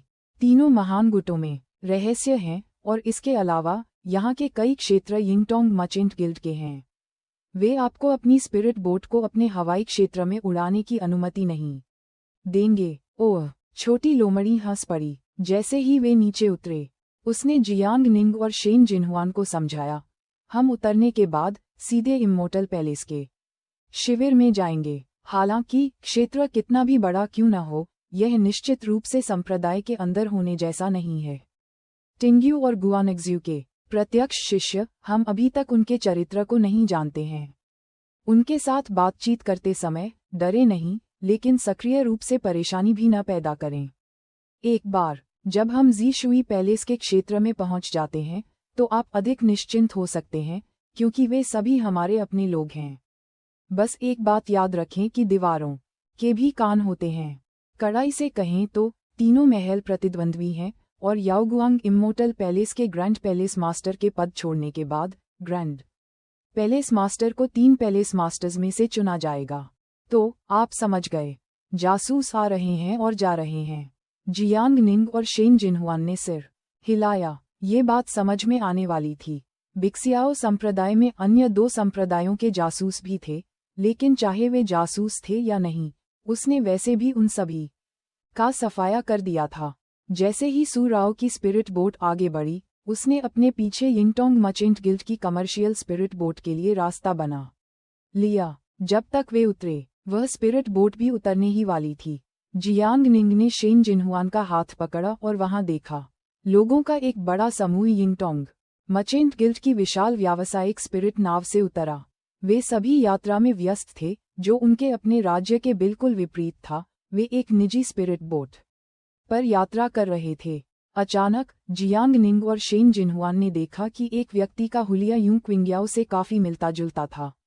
दोनों ने नजरों का आदान प्रदान किया। जियांग निंग ने छोटी लोमड़ी से कहा, लिटिल वाइट, क्या तुमने उस व्यक्ति को देखा? कौन सा? लिटिल वाइट ने हैरान होकर पूछा। वह जो सफेद पोशाक में है। सफेद पोशाक में बहुत सारे लोग हैं, जिसके बाल गंभीर रूप से झड़ रहे हैं। ओह, उसका। लिटिल वाइट ने तुरंत यूं क्विंग्याओ पर ताला लगा दिया। प्रच्छन यूं क्विंग्याओ ने अपनी शक्ल में कोई खामी नहीं दिखाई, और यहाँ तक कि उसकी आभा भी पहले से अलग थी। लेकिन जियांग निंग और शेन जिनहुआन को बस अपनेपन का एहसास हुआ। एक कृषक के रूप में अधिकांश समय साक्ष्य की कोई आवश्यकता नहीं होती थी, क्योंकि दैनिक साधना के साथ किसी की अंतर्ज्ञान और छठी इंद्रिय पहले से ही सामान्य लोगों की तुलना में बहुत अधिक संवेदनशील होती थी। यदि जियांग निंग को परिचित महसूस हुआ, तो यह मूल रूप से वह थी। लिटिल वाइट का उसके पीछे आना केवल अंतिम पुष्टि के लिए था। एक बार जब यह पुष्टि हो गई कि वह व्यक्ति यून क्विंग्याओ है, तो वे उसे तुरंत मार देंगे। भविष्य की परेशानियों को हमेशा के लिए खत्म करने के लिए। लिटिल वाइट, उसका पीछा करो, उसे तुम्हें खोजने मत दो। ध्वनि ट्रांसमिशन Z तावीज़ के माध्यम से मुझे उसकी हर गतिविधि के बारे में सूचित करो। यदि आप खतरे का सामना करते हैं, तो अपनी सुरक्षा को प्राथमिकता दें। ठीक है। लिटिल वाइट तुरंत सहमत हो गया। वह व्यक्ति केवल क्यूई रिफाइनिंग के अंतिम चरण में था, और वह एक मध्य चरण फाउंडेशन स्थापना कल्टीवेटर स्वाभाविक रूप से डरी नहीं थी, चूंकि उसे खुद को उजागर न करने के लिए कहा गया था। लिटिल वाइट बस एक छोटी लोमड़ी में बदल गई, केवल हथेली के आकार की। वह नीचे कूदी और सीधे उस व्यक्ति के पास चली गई। लिटिल वाइट के चले जाने के बाद शेन जिनहुआन ने अपनी नज़रें हटा लीं। मास्टर, क्या ये सचमुच यूं क्विंग्याओ है? मुझे यकीन नहीं है, लेकिन एक कल्टीवेटर का अंतर्ज्ञान अक्सर बहुत संवेदनशील होता है। अगर मुझे लगता है कि यह है, तो शायद ये है। मैं जांच करूंगा, और अगर मुझे 90% निश्चितता है, तो मैं कार्रवाई करूंगा और उसे मार डालूंगा। जियांग निंग ने गहरी आवाज में कहा। मम्मा। शेन जिनहुआन ने सिर हिलाया। तभी सू राओ का फोन आया। दोनों ने तेजी से पीछा किया। दूसरी तरफ यून क्विंग्याओ के स्पिरिट बोट से उतरने के बाद उसने सबसे पहले रहने के लिए एक सराय खोजने की योजना बनाई। उसने काफी समय से कपड़े नहीं बदले थे, हालांकि उसके कपड़ों पर सांसारिक चीजों का दाग नहीं लगा था, फिर भी कुछ आध्यात्मिक अशुद्धियां उनमें चिपकी रहती थीं। सौभाग्य से स्पिरिट बोट पर कोई गंदगी नहीं थी, अन्यथा यदि श्री यान फिर से गोबर के गोले को धकेलते और वह उसके बालों में चला जाता, तो निश्चित रूप से उससे भयानक गंध आती। सबसे महत्वपूर्ण बात यह है कि वे दो पुरुष कल्टीवेटर उसके शरीर का लालच कर रहे थे, और सड़क पर पिछले कुछ दिनों के दौरान उसने ठीक से आराम नहीं किया था। यून क्विंग्याओ तुरंत बसने के लिए एक जगह चाहता था और फिर से अनुभव कर सकता था कि मानव होना कैसा होता है। तभी उसने देखा कि उसी केबिन से दो पुरुष कल्टीवेटर अभी भी उसका पीछा कर रहे थे। यून क्विंग्याओ बेहद नाराज होकर पलटा। अगर तुम मेरा पीछा करते रहे, तो मैं तुम्हें मार डालूंगा। एक पुरुष कृषक ने कड़वी मुस्कान के साथ कहा, परी, कृपया मुझे अपनी उम्र बताओ। यून क्विंग्याओ ने भौहें चढ़ा दीं। सिर्फ मेरी उम्र? हाँ, दूसरे पुरुष कल्टीवेटर ने दृढ़ता से कहा, अगर परी मुझे अपनी उम्र बता सकती है, तो हम एक महान हृदय दानव शपथ ले सकते हैं कि हम अब परी का अनुसरण बिल्कुल नहीं करेंगे। कोई जरूरत नहीं है। यून क्विंग्याओ नई जगह पर पहुंचते ही परेशानी पैदा नहीं करना चाहती थी। उसने कहा, मैं इस साल 15 साल की हूँ। उसने जानबूझकर अपनी उम्र बढ़ा चढ़ाकर बताई। बोलने के बाद यून क्विंग्याओ अभी भी थोड़ा घबराया हुआ था। वह बिल्कुल भी 15 की नहीं लगती थी, वह अभी भी बहुत छोटी थी। अगर इन दोनों को लगे कि वह उनसे झूठ बोल रही है, तो क्या वे कुछ अप्रिय करेंगे? ये सोचकर युन क्विंग्याओ की नसें तन गईं, किसी भी क्षण कार्रवाई करने के लिए तैयार। 15 दोनों पुरुष कृषक स्तब्ध रह गए। फिर अप्रसन्न भावों के साथ उन्होंने अपने हाथ पकड़ लिए और चले गए। उनकी आवाजें आगे बढ़ीं। 15 लानत है, तुम किससे मजाक कर रहे हो? वह कहना ही नहीं चाहती। भूल जाओ, बूढ़ी औरतें ऐसी ही होती हैं। 80 साल की उम्र को 15 के बराबर कहना, यहाँ तक कि अपने बालों के जीवन क्यूई को अपर्याप्त होते हुए भी देखे बिना वह कम से कम 80 की होनी चाहिए। अगर हम इस शर्त को रद्द कर दें तो कैसा रहेगा? अच्छा, युन क्विंग्याओ ने सुना। वह स्तब्ध होकर वहीं खड़ी रह गई। 880 वह गुस्से से कांप उठी। क्या वह सचमुच इतनी बूढ़ी थी? युन क्विंग्याओ ने पूछा। मिस्टर यान, क्या ये सच है कि उन्होंने क्या कहा कि मेरे बालों में लाइफ क्यूई को अब बनाए नहीं रखा जा सकता है? गु यानकिंग, जो नाटक का आनंद ले रही थी, तुरंत गंभीर हो गई। मैंने पहले भी कहा है, कोई विनाश नहीं, कोई निर्माण नहीं। जब आप अपने जीवन क्यूई को फिर से जीवंत करते हैं, भले ही आपकी हड्डी की उम्र 100 से अधिक हो, तो आप 18 से अलग नहीं दिखेंगे। कल्टीवेशन वर्ल्ड में आप जो हासिल करना चाहते हैं, उसके लिए आपको पहले भुगतान करना होगा। आपकी वर्तमान निष्क्रियता अस्थायी है। जब तितली अपने कोकून से बाहर आएगी तभी पूरी खेती की दुनिया में हर कोई आपकी प्रशंसा करेगा। क्या सचमुच ऐसा होगा? युन क्विंग्याओ थोड़ा सशंकित था। यह गु यानकिंग का स्वर दृढ़ था। यह महसूस करते हुए कि यूं क्विंग्याओ अभी भी झिझक रही थी, गु यानकिंग ने सीधे उपहास किया। यदि आप मुझ पर भरोसा नहीं करते हैं, तो बस मेरे द्वारा दी गई खेती तकनीक को बदल दें। मैं तुम्हें अब और नहीं सिखाऊंगा। मैं उत्कृष्ट प्रतिभा वाला एक और व्यक्ति ढूंढूंगा। मिस्टर यान, नाराज मत होइए। बात सिर्फ इतनी है कि मैं लगातार अपने बालों के झड़ने से परेशान हूँ। युन क्विंग्याओ ने चापलूसी भरी मुस्कान के साथ कहा। अब उसे श्री यान को खुश करना था। श्री यान अब स्वर्णिम मूल शक्ति में वापस आ गए थे। वह उसका शक्तिशाली प्रवर्तक था और उसके पास उसे आगे बढ़ने में मदद करने के लिए संसाधन भी थे। यदि श्री यान ने उसे पोषण दाव आरोही आत्मा कला नहीं दी होती, तो शायद वह अब क्यूई रिफाइनिंग के मध्य चरण में भी नहीं होती। मिस्टर यान, चुप रहो। गु यानकिंग की आवाज सख्त हो गई। जल्दी करो, आपको निशाना बनाया गया है। अध्याय 127 युन क्विंग्याओ घबरा रहा है। कौन? युन क्विंग्याओ का दिल पसीज गया और उसने अपने दिव्य ज्ञान का उपयोग करके गु यानकिंग के साथ बेतहाशा बातचीत की। गु यानकिंग ने गहरी आवाज में कहा, मुझे नहीं पता, मैं केवल इतना जानता हूँ कि आपकी ओर देखते समय उस व्यक्ति की नज़र हत्या के इरादे से थी। ये देखकर कि यूं क्विंग्याओ अभी भी उस व्यक्ति को ढूंढना चाहती थी, गु यानकिंग सीधे क्रोधित हो गई। अपने काम से काम रखो, देखो मत। युन क्विंग्याओ कांप उठा, चौंक गया। उसने पहले कभी मिस्टर यान को इस तरह नहीं देखा था। अवचेतन रूप से उसने गु यानकिंग के निर्देशों का पालन किया और अचंभित होकर आगे बढ़ गई। गु यानकिंग ने राहत की सांस ली। ये बेवकूफ, वह व्यक्ति आपके प्रति हत्या का इरादा रखता था लेकिन तुरंत कार्रवाई नहीं करता था। स्पष्ट रूप से किसी चीज से आशंकित था या आपकी पहचान के बारे में अनिश्चित था। फिर भी उनकी नजरों से मिलना, क्या यह उसे उसकी मृत्यु की ओर ले जाना नहीं था? मार्शल कौशल जो आभा को छिपाते हैं, रूप बदलते हैं या यहाँ तक कि काया भी बदलते हैं, किसी व्यक्ति के स्वभाव या उनकी आंखों को नहीं बदल सकते। स्वभाव और आंखें दोनों को बदलने के लिए अभ्यास और अनुकरण की आवश्यकता होती है। अन्यथा यदि हर किसी को अपना रूप बदलने के लिए साधना तकनीक मिल जाए, तो क्या वे सभी हत्यारे और गुप्त एजेंट नहीं बन पाएंगे? फिर पेशेवर हत्यारे संगठनों की क्या आवश्यकता होगी? युन क्विंग्याओ कुछ देर तक चली, उसकी नसें तनी हुई थीं। उसने डरते हुए पूछा, मिस्टर यान, क्या वह व्यक्ति चला गया है? वे चले गए हैं। गु यानकिंग ने बोलना समाप्त किया, फिर कहा, लेकिन दूसरे पक्ष ने आपका पीछा करने के लिए एक सफेद लोमड़ी को भेजा। उस सफेद लोमड़ी के पास एक मध्य चरण फाउंडेशन प्रतिष्ठान की ताकत है। उस व्यक्ति के बारे में क्या जो मुझे मारना चाहता है? कम से कम मध्य चरण गोल्डन कोर पर, क्योंकि मैं उनके पार नहीं देख सकता। गु यानकिंग के सिर की मूंछें हिल गईं। मध्य चरण गोल्डन कोर और कम से कम युन किंग्याओ की सांसें तेज हो गईं। मैंने गोल्डन कोर के मध्य चरण में किसी को नाराज नहीं किया है। जियांग निंग, लिंगवू शहर के 3 महान गुट, रेड ब्लेड वैली, सिनलुओ हॉल और जुआनहुआंग डोमेन के 3 महान गुट सभी आपको ढूंढना चाहते हैं।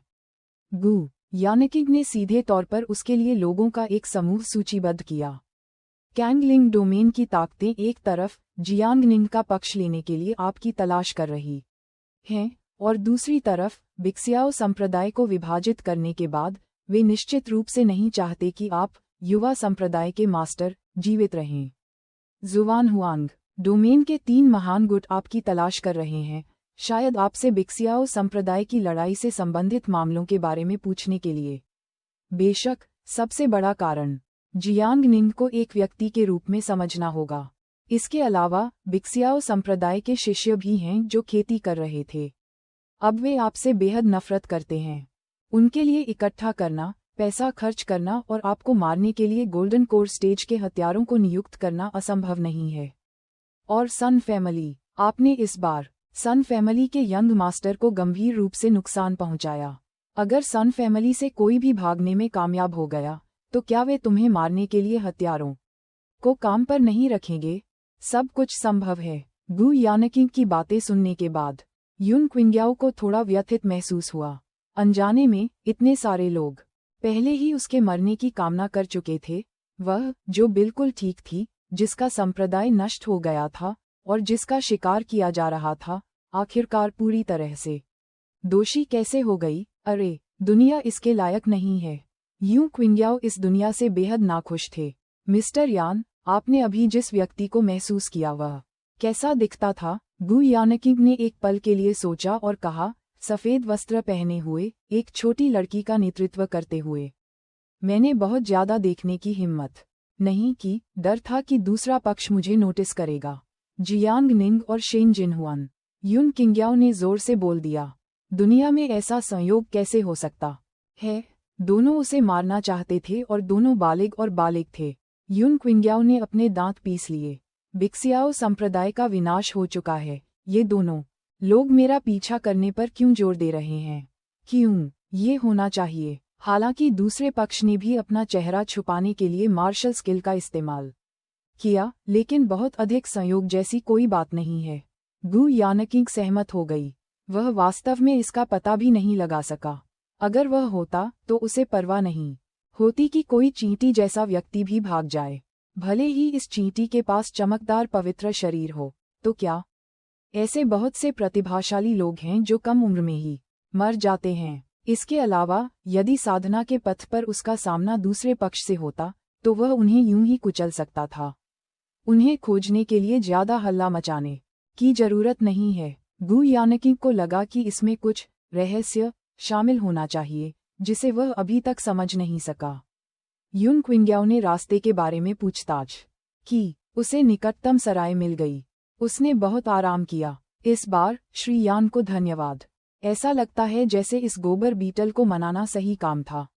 रास्ते में यूं क्विंग्याओ ने उस सफ़ेद लोमड़ी के बारे में सोचा जो उसका पीछा कर रही थी और पूछा, मिस्टर यान, क्या हमें उस सफ़ेद लोमड़ी को मार देना चाहिए? श्री यान के पास अब गोल्डन कोर ताकत है। फाउंडेशन प्रतिष्ठान क्षेत्र के सफ़ेद लोमड़ी को मारना आसान होगा। गु यानकिंग उसके गुस्से से खुश थी। अब आप न केवल इस सफ़ेद लोमड़ी को मार नहीं सकते, बल्कि आपको इसकी सुरक्षा के लिए भी अपना सर्वश्रेष्ठ प्रयास करना होगा। क्योंकि एक बार जब ये सफ़ेद लोमड़ी मुसीबत में पड़ जाती है तो इससे जियांग निंग और अन्य लोगों को लगेगा कि उनका अंतर्ज्ञान सही है। मैं अभी एक नवजात सोल कल्टीवेटर का सामना नहीं कर सकता। यदि आप बच नहीं सकते तो आप मर चुके हैं। इसके अलावा बेहतर होगा कि आप सफ़ेद लोमड़ी की नज़र से बचने के बारे में सोचें भी नहीं। बस दिखावा करें कि आपने उसे खोजा नहीं है और असेंशन असेंबली में भाग लेने के लिए आने वाले एक सामान्य कल्टीवेटर की तरह व्यवहार करने का प्रयास करें। ठीक है। युन किंग्याओ बेहद नाराज थे। उसने अपने दिल में कसम खाई कि एक बार जब वह ताकत हासिल कर लेगी तो वह निश्चित रूप से जियांग निंग और दूसरे व्यक्ति को 1000 टुकड़ों में काट देगी। सराय में पहुंचकर युन क्विंग्याओ ने एक साधारण कमरा खोला। कमरे में प्रवेश करने के बाद आखिरकार उसने राहत की सांस ली। युन किंग्याओ तुरंत बिस्तर पर लेट गई और गु यानकिंग भी अपने बालों से रेंग कर बाहर आ गई। वास्तव में अपनी वर्तमान गोल्डन कोर शक्ति के साथ वह किसी अन्य व्यक्ति पर पूरी तरह से कब्जा कर सकता था, लेकिन अब एक असाधारण समय था। दो लोगों का एक साथ यात्रा करना बहुत जोखिम भरा था। ध्यान आकर्षित न करते हुए कीट बने रहना ही बेहतर था। इसके अलावा हालांकि गोबर बीटल का शरीर उसके आत्मा क्षेत्र जितना ऊंचा नहीं था, लेकिन उसकी खेती के बाद ये बहुत सख्त हो गया था। एक शरीर को बदलने के लिए नए सिरे से खेती करने की आवश्यकता होगी। दरवाजे पर मौजूद छोटी सफेद लोमड़ी यूं क्विंग्याओ के पीछे पीछे सराय में चली गई। वह एक सिल्वर मून स्नो फॉक्स थी और ट्रैकिंग के लिए चांदनी में बदल सकती थी। वह दरवाजे की दरार से बाहर निकली। हथेली के आकार की पारदर्शी छोटी सफेद लोमड़ी मेज पर बैठी बिस्तर पर बैठे व्यक्ति को घूर रही थी। गु यानकिंग चुपचाप यूं क्विंग्याओ के कपड़ों में घुस गई। यून क्विंग्याओ का चेहरा तमतमा गया। शश, आवाज मत करो। गु यानकिंग को डर था कि यूं क्विंग्याओ चिल्ला देगी। उसने तुरंत उसे याद दिलाया। वह सफेद लोमड़ी अंदर आए, वह मेज पर हमें देख रही है। यून क्विंग्याओ की शर्म गायब हो गई और वह चाय की मेज की ओर देखते हुए बैठ गई। उस पर कुछ भी नहीं था। नहीं, ऐसा नहीं है। उसने अपना रूप छुपाने के लिए एक जादू का इस्तेमाल किया। मैंने गलत अनुमान लगाया। यह एक सफेद लोमड़ी नहीं है, यह एक सिल्वर मून स्नो फॉक्स है, गु यानकिंग ने समझाया। यून क्विंग्याओ ने स्वाभाविक रूप से क्रॉस लेग्ड ध्यान करना शुरू करने का नाटक किया। वास्तव में वह अपनी दिव्य भावना के साथ संचार कर रही थी। अब क्या करें? बस ध्यान करो, वह तुम्हें हमेशा घूरती नहीं रह सकती। ठीक है, जैसा कि गु यानकिंग ने कहा। जियोबाई भी यून क्विंग्याओ को हमेशा घूरते नहीं रह सकी। वह अभी भी एक युवा लोमड़ी थी, अभी भी एक बच्ची थी, एक बच्चे के चंचल हृदय स्वभाव के साथ। यून क्विंग्याओ को लगातार ध्यान करते हुए देखकर पहले तो जियोबाई ने ध्यान से ध्यान केंद्रित किया, लेकिन लगभग 2/4 घंटे के बाद उसने अपने बालों को चाटना शुरू कर दिया। इससे कोई फर्क नहीं पड़ता कि वह कहाँ थी, उसका फर चिकना होना ही था। वह जियोबाई को सुंदर होना था। उसके फर को साफ करने के बाद जियोबाई सड़क पर आते जाते कल्टीवेटरों को देखते हुए फिर से खिड़की की ओर कूद गई। पब रेव द्वारा विज्ञापन। अध्याय 128। जियाओबाई अंतरिम ट्रैकिंग परिणामों की रिपोर्ट करता है। सराय के निजी कमरे में देखते ही देखते 1 घंटा बीत गया। जियाओबाई ने सड़क पर लोगों को गिनते हुए एकटक देखा। हम खेती की दुनिया में ज्यादातर लोग काले और सफेद कपड़े पहनना पसंद करते हैं, और तलवार की खेती करने वालों की संख्या अन्य खेती करने वालों की तुलना में अधिक है। जियाओबाई इतनी ऊब गई थी कि वह यहाँ एक भव्य मिलान कर रही थी। अचानक उसे बिस्तर से कुछ हलचल सुनाई दी। वह जल्दी से मेज पर कूद पड़ी और घूरने लगी। यून क्विंग्याओ अपनी खेती की अवस्था में अपने कपड़े बदलना चाहती थी। पहले इस स्पिरिट बीस्ट को देखते समय उसे थोड़ी शर्म महसूस होती थी, लेकिन अब वह असहज महसूस कर रही थी। श्री यान के ये कहने के बाद कि यह बर्फ लोमड़ी मादा थी, उसे अब कोई परवाह नहीं थी। उसने मिस्टर यान को कवर के नीचे छिपने दिया। यून क्विंग्याओ उठी और अपने कपड़े उतार दिए। जियाओबाई ने तुरंत अपनी आंखों को अपने गोल मटोल पंजों से ढक लिया। युवा लोमड़ियों के लिए उपयुक्त नहीं, युवा लोमड़ियों के लिए उपयुक्त नहीं। दूसरे विचार पर उसने जिज्ञासावश अंतराल से झांक कर देखा। सामने वाले व्यक्ति का फिगर बहुत अच्छा था। उसके शरीर पर कहीं भी अतिरिक्त चर्बी नहीं थी और उसकी छाती उभरते हुए कमल की स्थिति में थी, मौजूद थी लेकिन बड़ी नहीं थी। लेकिन यह अभी भी हुआन से बेहतर है। जियाओबाई बड़बड़ाई। अपने कपड़े बदलने के बाद यून क्विंग्याओ बाहर सड़क पर चली गई। जियाओबाई उसके पीछे पीछे चली। उसे समझ नहीं आया कि मास्टर और हुआन ने उसे इतने सामान्य कल्टीवेटर का अनुसरण क्यों कराया, लेकिन जब तक वह आज्ञाकारी थी तब तक ये ठीक था।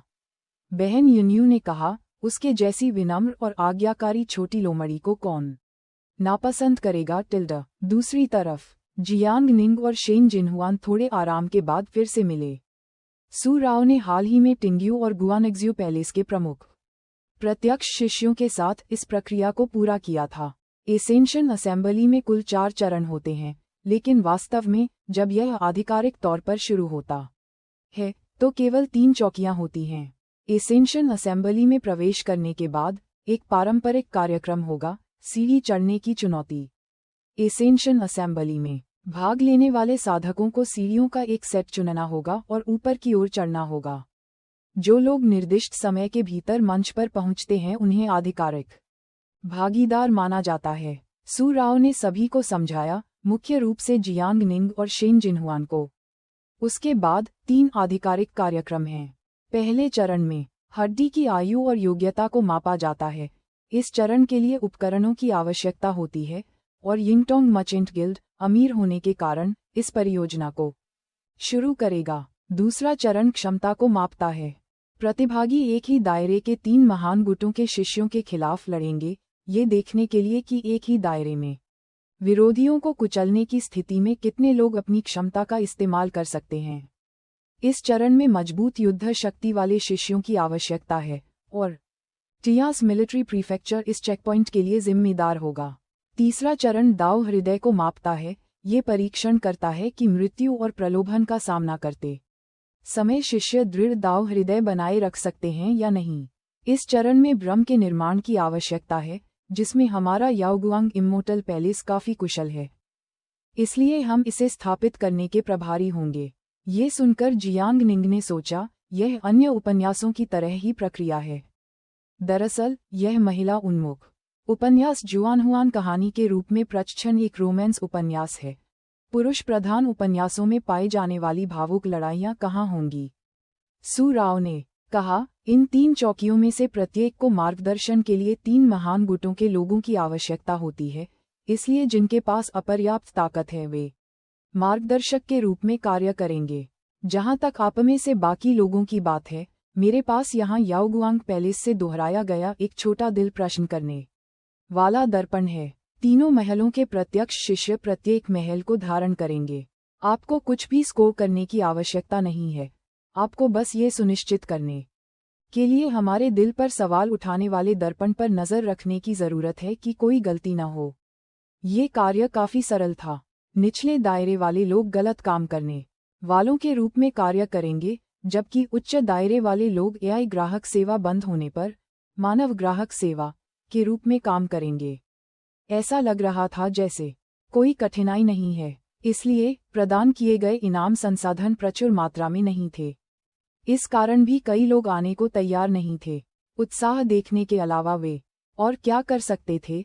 जियांग निंग और शेन जिनहुआन दिल पर सवाल उठाने वाले मिरर के लिए जिम्मेदार थे।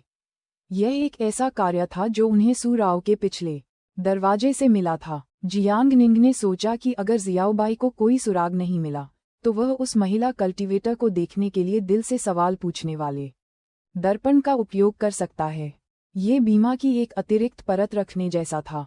बेशक दिल पर सवाल उठाने वाला दर्पण निश्चित रूप से अंदर के दृश्य नहीं दिखा सकता, क्योंकि वह कल्टीवेटर की गोपनीयता से संबंधित था। लेकिन जिन साधकों से हाल ही में हृदय प्रश्न करने वाले दर्पण द्वारा पूछताछ की गई थी, वे सभी थोड़ी देर के लिए अचंभे में पड़ गए होंगे।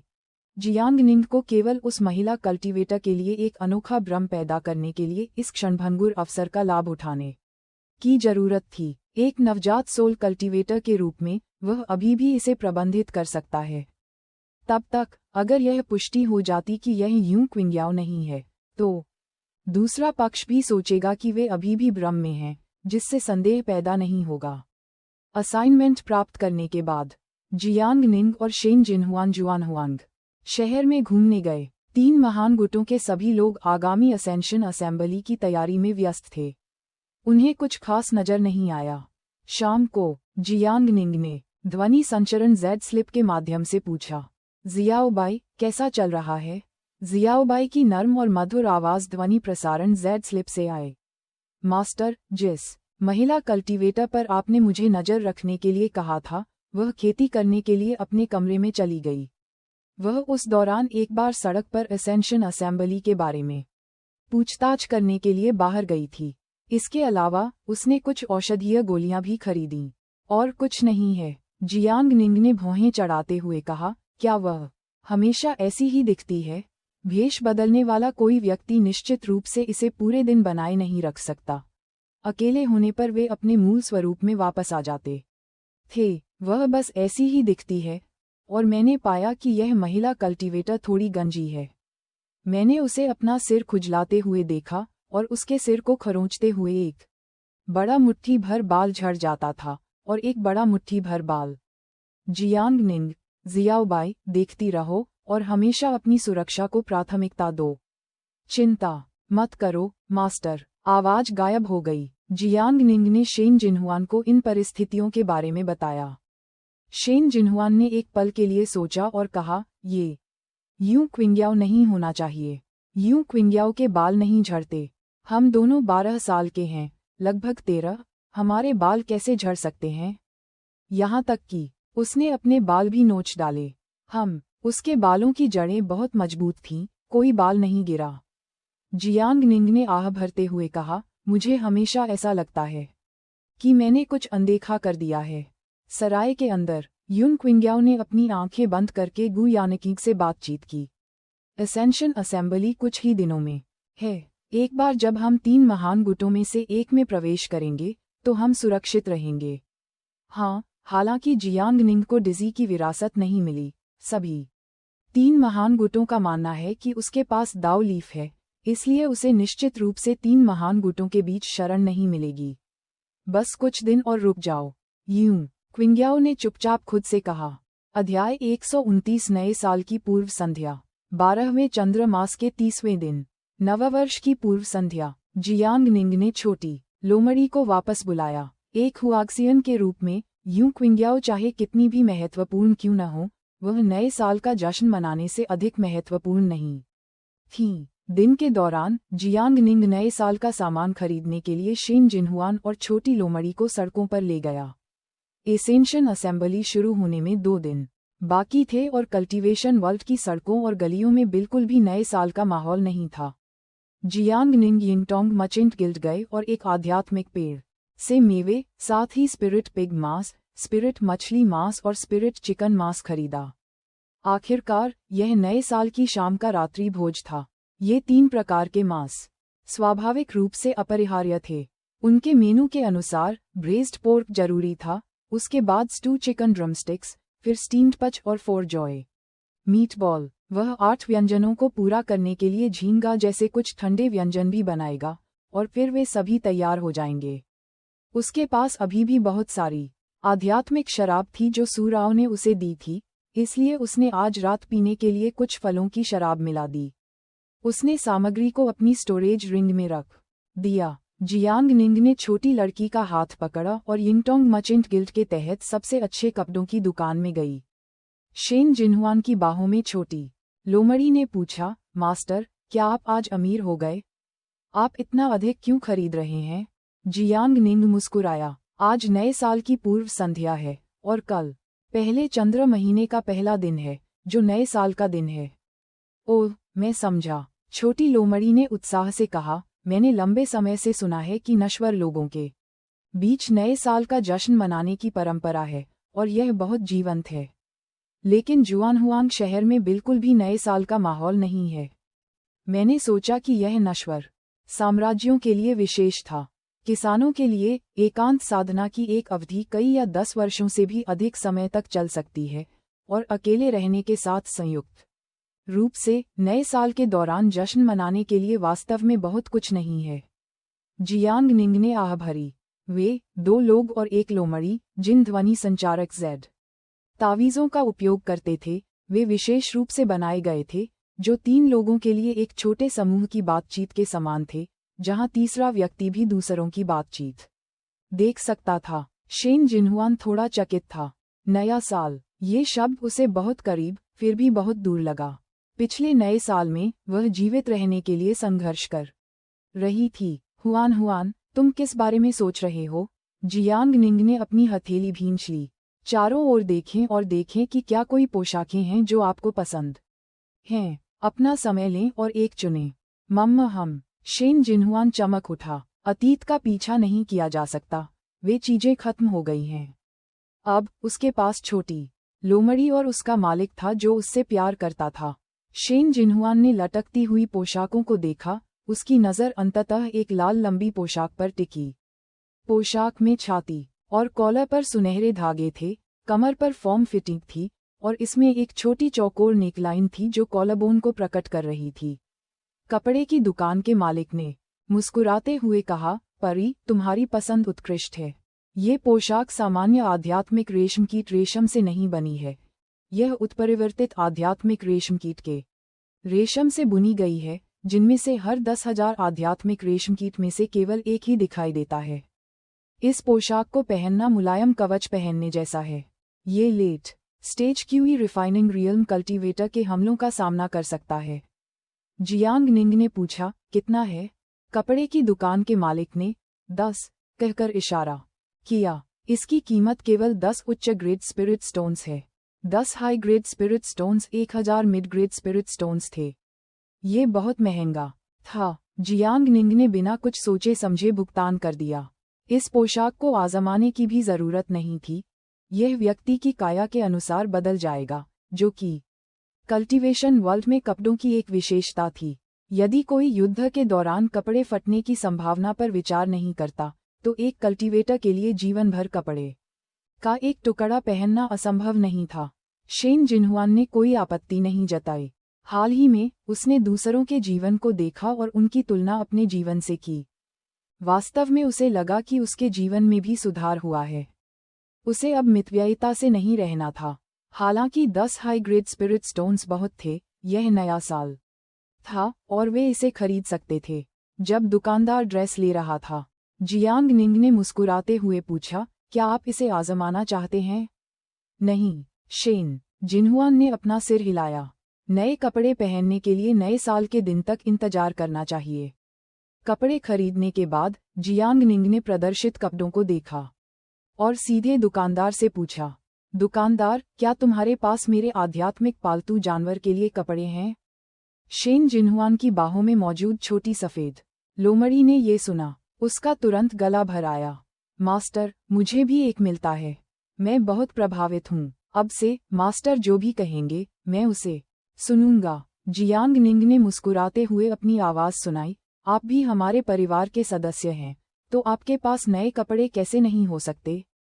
ये सुनकर दुकानदार परेशान नजर आया। उसने छोटी सफेद लोमड़ी पर नजर डाली। उन्होंने कहा, साथी दाववादी, आप पहले रंग चुनें। मैं तुरंत किसी को डिजाइन तैयार करने के लिए कहूंगा। एक बार सामग्री तय हो जाने के बाद आप सड़क पर घूम सकते हैं। आप कपड़े लेने के लिए 2.25 घंटे में वापस आ सकते हैं। ठीक है। किसानों के लिए कपड़े बनाना वास्तव में कारगर था। जियांग निंग ने छोटी सफेद लोमड़ी की राय पूछी। अंत में उसने भी एक लाल पदार्थ चुना। छोटी सफेद लोमड़ी सिर्फ लाल पहनना चाहती थी। सिस्टर सिल्वर मून ने कहा कि नए साल पर लाल रंग पहनना शुभ है। फिर दुकानदार डिजाइन लेकर आया। रंग को नीरस होने से रोकने के लिए ब्लूप्रिंट पर डिजाइन में 4 पैरों और कॉलर के चारों ओर सफेद फर का एक चक्र था। दुकानदार ने कहा, साथ ही दाववादी, मुख्य सामग्री अभी भी उत्परिवर्तित आध्यात्मिक रेशम कीट रेशम होगी। इसके अलावा नीले शुभ बादल पैटर्न जोड़े जाएंगे और यहाँ हम भी जोड़ देंगे। वह मूल रूप से कहना चाहता था, लोमड़ी के फर का एक घेरा जोड़ें, लेकिन उसे लगा कि छोटी लोमड़ी के सामने ये कहना कुछ ज्यादा ही अभिमानपूर्ण होगा। इसलिए उन्होंने एक विकल्प ढूंढ लिया। यहाँ चारों ओर सफेद मिंक फर का एक घेरा जोड़ने से यह और भी सुंदर हो जाएगा। जियांग निंग ने ब्लूप्रिंट पकड़ा और छोटी सफेद लोमड़ी से पूछा। छोटी सफेद लोमड़ी ने डॉट मैट्रिक्स प्रिंटर की तरह अपना सिर हिलाया। मास्टर, मास्टर, मुझे ये चाहिए, मुझे ये चाहिए। जियांग निंग ने बिना किसी हिचकिचाहट के भुगतान किया। ये ध्यान में रखते हुए कि छोटी सफेद लोमड़ी भी बड़ी हो सकती है, इस पोशाक के लिए खपत की गई आध्यात्मिक रेशम की रेशम छोटी लड़की की तुलना में भी अधिक थी। लागत भी आधी रह गई। इसकी कुल लागत 15 हाई ग्रेड स्पिरिट स्टोन्स थी। कपड़े की दुकान छोड़ने के बाद छोटी सफेद लोमड़ी अभी भी मूर्खतापूर्ण ढंग से हंस रही थी। जब वह चली गई तो उसकी बहन ने कहा था कि इंसानों पर पूरी तरह भरोसा नहीं करना चाहिए और यदि आवश्यक हो, भले ही इसके लिए अनुबंध को जबरदस्ती तोड़ना पड़े, तो उसे पहले चले जाना चाहिए। लेकिन मास्टर और हुआन उसके लिए बहुत अच्छे थे। कौन सी लोमड़ी ऐसी परीक्षा का सामना कर सकती है? जियांग निंग सड़क पर शेन जिनहुआन के साथ चली।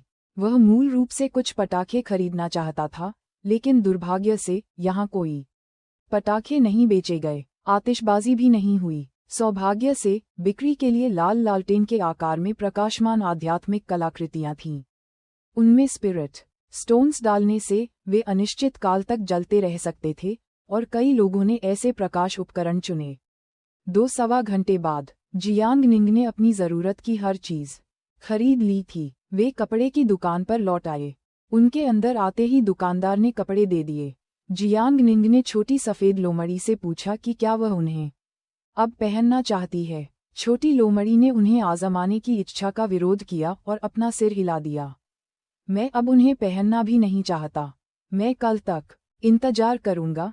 हुआन और मैं एक साथ अपने नए कपड़े पहनेंगे। जैसे ही वे जाने वाले थे, जियांग निंग ने देखा कि शेन जिनहुआन नहीं हिला था। हुआन मालिक, शेन जिनहुआन ने मुस्कुराते हुए कहा, आपने हमारे लिए कपड़े खरीदे, लेकिन आपके बारे में क्या? आपको नए साल के लिए एक नया पहनावा भी खरीदना चाहिए, है ना? मुझे इसकी आवश्यकता नहीं है, जियांग निंग ने धीरे से कहा। छोटी लोमड़ी ने अपनी आवाज़ प्रसारित करते हुए कहा, मास्टर, अगर हम नया साल मना रहे हैं, तो हमें इसे एक साथ मनाना चाहिए। घर पर मेरी बहन हमेशा मुझे अच्छी चीज़ें देती है और उन्हें अपने लिए नहीं चाहती। हर बार मुझे बहुत दुख होता है। मुझे लगता है कि कुछ साझा किया जा सकता है। ऐसा नहीं है कि बड़े को हमेशा छोटे को रास्ता देना चाहिए। अगर हमें खुश रहना है, तो आइए एक साथ खुश रहें। जियांग निंग स्तब्ध रह गया। उसने छोटी सफ़ेद लोमड़ी जैसी लोमड़ी से ऐसे शब्द कहने की उम्मीद नहीं की थी। उसे याद आया कि उसके माता पिता हमेशा उसे नए साल से पहले कपड़े खरीदने के लिए ले जाते थे, लेकिन उनके अपने कपड़े साल दर साल पहने जाते थे। जब वह छोटा था, तो उसके दिल में हमेशा एक टीस महसूस होती थी, और जैसे जैसे वह बड़ा हुआ, वह हमेशा अपने माता पिता के लिए कपड़े खरीदना चाहता था। सचमुच, छोटी सफ़ेद लोमड़ी सही थी। उसने शेन जिनहुआन की ओर देखा, और छोटी लड़की की आंखों में भी एक दृढ़ दृष्टि थी। इस समय वह व्यक्ति और लोमड़ी एक आम सहमति पर पहुंचे। जियांग निंग मुस्कुराए, ठीक है, मैं तुम दोनों की बात सुनूंगा। पब रेव द्वारा विज्ञापन। अध्याय 133 का परिवार। जब वे घर लौटे तो लगभग शाम हो चुकी थी। जियांग निंग और शेन जिनहुआन ने एक साधारण स्टोव स्थापित किया। आध्यात्मिक क्यूई के साथ इसे नियंत्रित करना बहुत सुविधाजनक था। एक साथ कई व्यंजन पकाए जा सकते थे। कल्टीवेटर्स के लिए मल्टीटास्किंग एक बुनियादी कौशल था। बड़े मीटबॉल मिश्रण को ब्लैंच किया गया, फिर डीप फ्राई किया गया। रात के खाने के लिए 4 जॉय मीटबॉल के रूप में पकने का इंतजार किया गया। उधर बर्तन में चिकन पहले से ही उबल रहा था। ब्लैंच्ड पोर्क बेली क्यूब्स को मसाले और गर्म पानी के साथ बर्तन में कार्मेलाइज्ड चीनी में मिलाया गया, फिर ब्रेस्ड पोर्क के रूप में स्टू करने के लिए ढक दिया गया। आध्यात्मिक झींगा के लिए कोई भीड़ नहीं थी। शेन जिनहुआन ने आध्यात्मिक मछली के छिलके को खुरचने के लिए चाकू का इस्तेमाल किया। आध्यात्मिक मछली के तराजू कठोर थे। जब उन्हें खरोंचा जाता था, तो वे सीज ध्वनि उत्पन्न करते थे, यहाँ तक कि चिंगारी भी छोड़ते थे। लिटिल वाइट भी निष्क्रिय नहीं था। वह चूल्हे के पास लेटी रही और धीरे धीरे लकड़ी डालती रही। उसकी मूंछें नहीं जलीं, लेकिन उसके गाल धीरे धीरे कालिक से सन गए, बिल्कुल सियामी बिल्ली की तरह। जब जियांग निंग और शेन जिनहुआन ने उसे देखा तो क्षण भर के लिए स्तब्ध रह गए। वे जोर से हंस पड़े। लिटिल वाइट ने भी हंसते हुए कहा, हे। इस दौरान जियांग निंग ने पकौड़ी बनाना शुरू किया। जब शेन जिनहुआन पकौड़ी बना रही थी, उसने अचानक वेन रुतांग के बारे में सोचा। बड़ी बहन रुतांग ने ही उसे पकौड़ी बनाना सिखाया था। मास्टर, आपको क्या लगता है बड़ी बहन रुतांग अब क्या कर रही है? उसे नए साल का ठीक से आनंद लेना चाहिए। नश्वर संसार में नववर्ष का बहुत महत्व था। They had left when rooting with a lot of wealth when they left, and with the protective jade amulet to help her safeguard it, it would be easy for her to raise her own guard team. दरअसल Jiang निंग ने भी इस पर विचार किया था। When रुतांग के लिए शायद इस समय नया साल अच्छा नहीं रहा। जब वे चले गए तो प्रिंस डिंगजियांग पूरी तरह से पराजित नहीं हुए थे, और निरंतर युद्धों के साथ आम लोगों को अच्छा जीवन कैसे मिल सकता था? छोटी लोमड़ी ने पूछा। हुआन हुआन, बड़ी बहन रुतांग कौन है? एक बहुत अच्छी बड़ी बहन, मेरी सिल्वर मून जी की तरह। हाँ, फिर अगर हमें उसकी याद आती है तो हम उससे मिलने जा सकते हैं, लिटिल व्हाइट ने सरलता से कहा। यदि आपको किसी की याद आती है तो उनसे मिलने जाएं। अब उसे सिल्वर मून जी की भी याद आती थी। उसे ये भी आश्चर्य हुआ कि क्या उसकी बहन नेसिंग सोल स्टेज तक पहुंच गई थी। एक पल के लिए माहौल थोड़ा बोझिल हो गया। जियांग निंग ने विषय बदलते हुए कहा, मैंने पकौड़ी में कुछ कुचले हुए स्पिरिट स्टोन डाले हैं। जो कोई भी इसे खाएगा उसे आने वाले पूरे वर्ष के लिए बहुत अच्छी किस्मत मिलेगी। बहुत खूब, लिटिल व्हाइट ने करीने से लपेटे गए पकौड़ों की पंक्ति को देखा। जियांग निंग ने उसके माथे पर थपथपाया। ईश्वरीय अनुभूति से ताक झांक नहीं, धोखा मत दो। यदि वे जांचने के लिए दिव्य ज्ञान का उपयोग करते तो इसमें क्या मजा होता। शाम, आसमान में एक अर्धचंद्र लटका हुआ था। नए साल की शाम का रात्रिभोज तैयार था। बर्तन से उठती भाप ने गिरते हुए बर्फ के टुकड़ों को पिघला दिया। मास्टर, बर्फबारी हो रही है। शेन जिनहुआन जियांग निंग को बताने के लिए दौड़े। जियांग निंग देखने के लिए बाहर चला गया और यह सच था। जल्दी अंदर आओ, भीगना मत। छोटी लोमड़ी और शेन जिनहुआन जल्दी से घर में दाखिल हुए। 3 लोगों का परिवार आसपास बैठा था। जियांग निंग ने अपना वाइन कप उठाया। मुझे उम्मीद है कि हम नए साल का जश्न मनाने के लिए हमेशा एक साथ बैठ सकते हैं, हमेशा एकजुट, सुरक्षित और स्वस्थ रहेंगे। और निश्चित रूप से ये और भी बेहतर होगा अगर हमारी खेती भी तेजी से आगे बढ़े। मुझे उम्मीद है कि मैं हमेशा मास्टर के साथ रहूंगा। शेन जिनहुआन ने अपना वाइन कप पकड़ा हुआ था और मन ही मन बुदबुदा रही थी। लिटिल व्हाइट ने भविष्य की ओर देखते हुए कहा, भविष्य में हमें अपनी बहन को भी नए साल का जश्न मनाने के लिए आमंत्रित करना चाहिए। मास्टर, मेरी बहन का फिगर अच्छा है और वह बहुत मजबूत है। मैं अपनी बहन का परिचय आपकी पत्नी के रूप में आपसे कराना चाहता हूँ। तो फिर मेरी बहन तुम्हारे लिए लोमड़ी के बच्चों को जन्म दे। शेन जिनहुआन, तुम्हें पीछे वार करना किसने सिखाया? जियांग निंग जोर से हंस पड़ी। Cheers, cheers. शेन जिनहुआन ने अपना वाइन कप उठाया। छोटी लोमड़ी भी अपने पिछले पैरों पर खड़ी थी और अपने सामने के पंजे से अपना शराब का कप पकड़ रखा था। तीनों कप एक साथ खनकने लगे, जिससे तेज ध्वनि निकली। अपने शराब के प्याले नीचे रखने के बाद आखिरकार रात्रिभोज शुरू हुआ। लिटिल व्हाइट ने कहा, सुराओ असेंशन असेंबली के मामलों के बारे में बात करने गई थी। जब वह हुआन हुआन वापस आएंगी तो आपको उन्हें सब कुछ बताना होगा और उन्हें पछताना पड़ेगा। छोटी लोमड़ी भी थोड़ी कुटिल प्रवृत्ति की थी। जियांग निंग ने उसके लिए मुर्गे की टांग उठाई। क्या वे नहीं कहते कि लोमड़ियों को चिकन खाना पसंद है? खाओ खाओ। अंत तक पकौड़ियाँ परोसी गईं। छोटी लोमड़ी ने घोषणा की कि वह कुचल स्पिरिट स्टोन के साथ पकौड़ी खाएगी।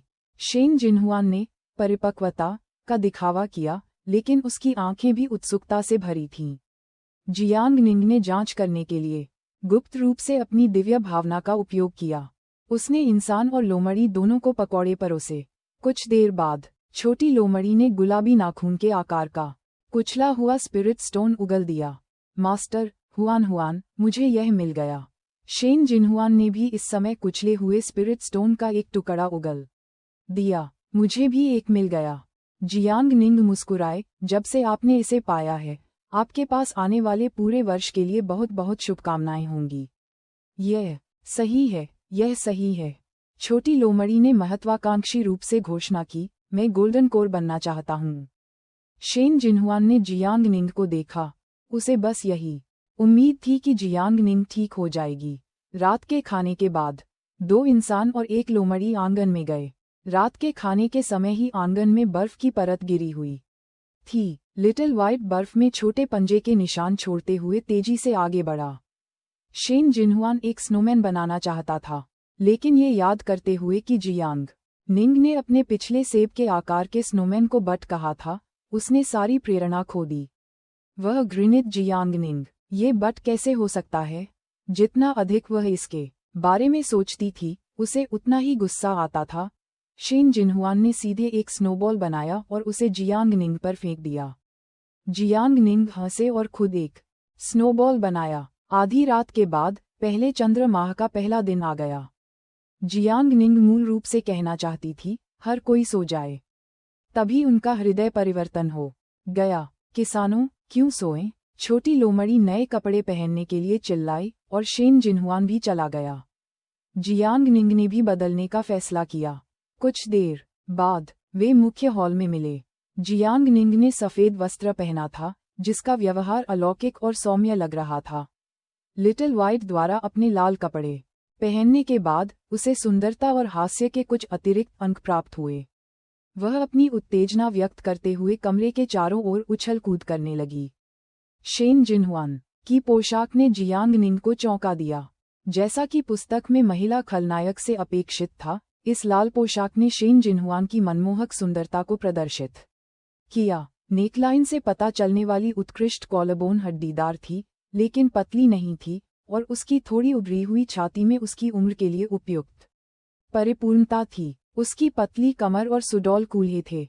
इतनी कम उम्र में उसने पहले ही स्वर्ग विरोधी कमर से कूल्हे का अनुपात प्रदर्शित कर दिया था। उसकी लंबी टांगें दरार से उभरी हुई, पतली, सीधी और गोरी थीं। उसके पैरों में लाल रेशम की कड़ाई वाले जूते थे। शेन जिनहुआन के आधे बंधे लंबे बाल उस हरे जेड हेयरपिन से सुरक्षित थे। दुर्भाग्य से भेस के तहत युवा लड़की की पहले से ही आकर्षक उपस्थिति पूरी तरह से सामने नहीं आई थी। जियांग निंग को कुछ और बार अपनी ओर देखते हुए शेन जिनहुआन का दिल खुशी से खिल उठा। उसने जियांग निंग को और अधिक आकर्षित करने के लिए ये बहुत परिपक्व लंबी पोशाक चुनी थी। कम से कम उसके साथ एक बच्चे जैसा व्यवहार करना बंद करें। जियांग निंग ने अपनी निगाहें हटा लीं। उसने अपनी स्टोरेज रिंग से 2 लाल लिफाफे निकाले। उन्होंने एक शेन जिनहुआन को सौंप दिया। नए साल का पैसा। नया साल मुबारक हो, हुआन हुआन। मुझे यह नहीं चाहिए। शेन जिनहुआन ने अपना सिर घुमा लिया। नए साल का पैसा किसी की उम्र को दबाने के लिए था। वह जल्दी से बड़ी होना चाहती थी, तो वह अपनी उम्र को कैसे दबा सकती थी? इसके अलावा ये बड़ों को कनिष्ठों को देने के लिए था। वह जियांग निंग की जूनियर नहीं बनना चाहती थी। लिटिल व्हाइट ने फिर कहा, मास्टर, अगर हुआन हुआन यह नहीं चाहता है, तो बस ये सब मुझे दे दो। इतना कहने के बाद उसने उछलकर उसे पकड़ने की कोशिश भी की। शेन जिनहुआन ने तुरंत लाल लिफाफा छीन लिया और उसे ले लिया। मुझे ये चाहिए। यह उसके गुरु की ओर से था। जियांग निंग नीचे बैठ गया और एक लिटिल व्हाइट को दे दिया। लाल लिफाफे में स्पिरिट स्टोन के नोट थे जो उसने यिंगटोंग मर्चेंट गिल्ड के बैंक में बदले थे। मूल्य वर्ग में 100 निम्न श्रेणी के स्पिरिट स्टोन। ज्यादा नहीं, सिर्फ शुभकामनाओं के लिए।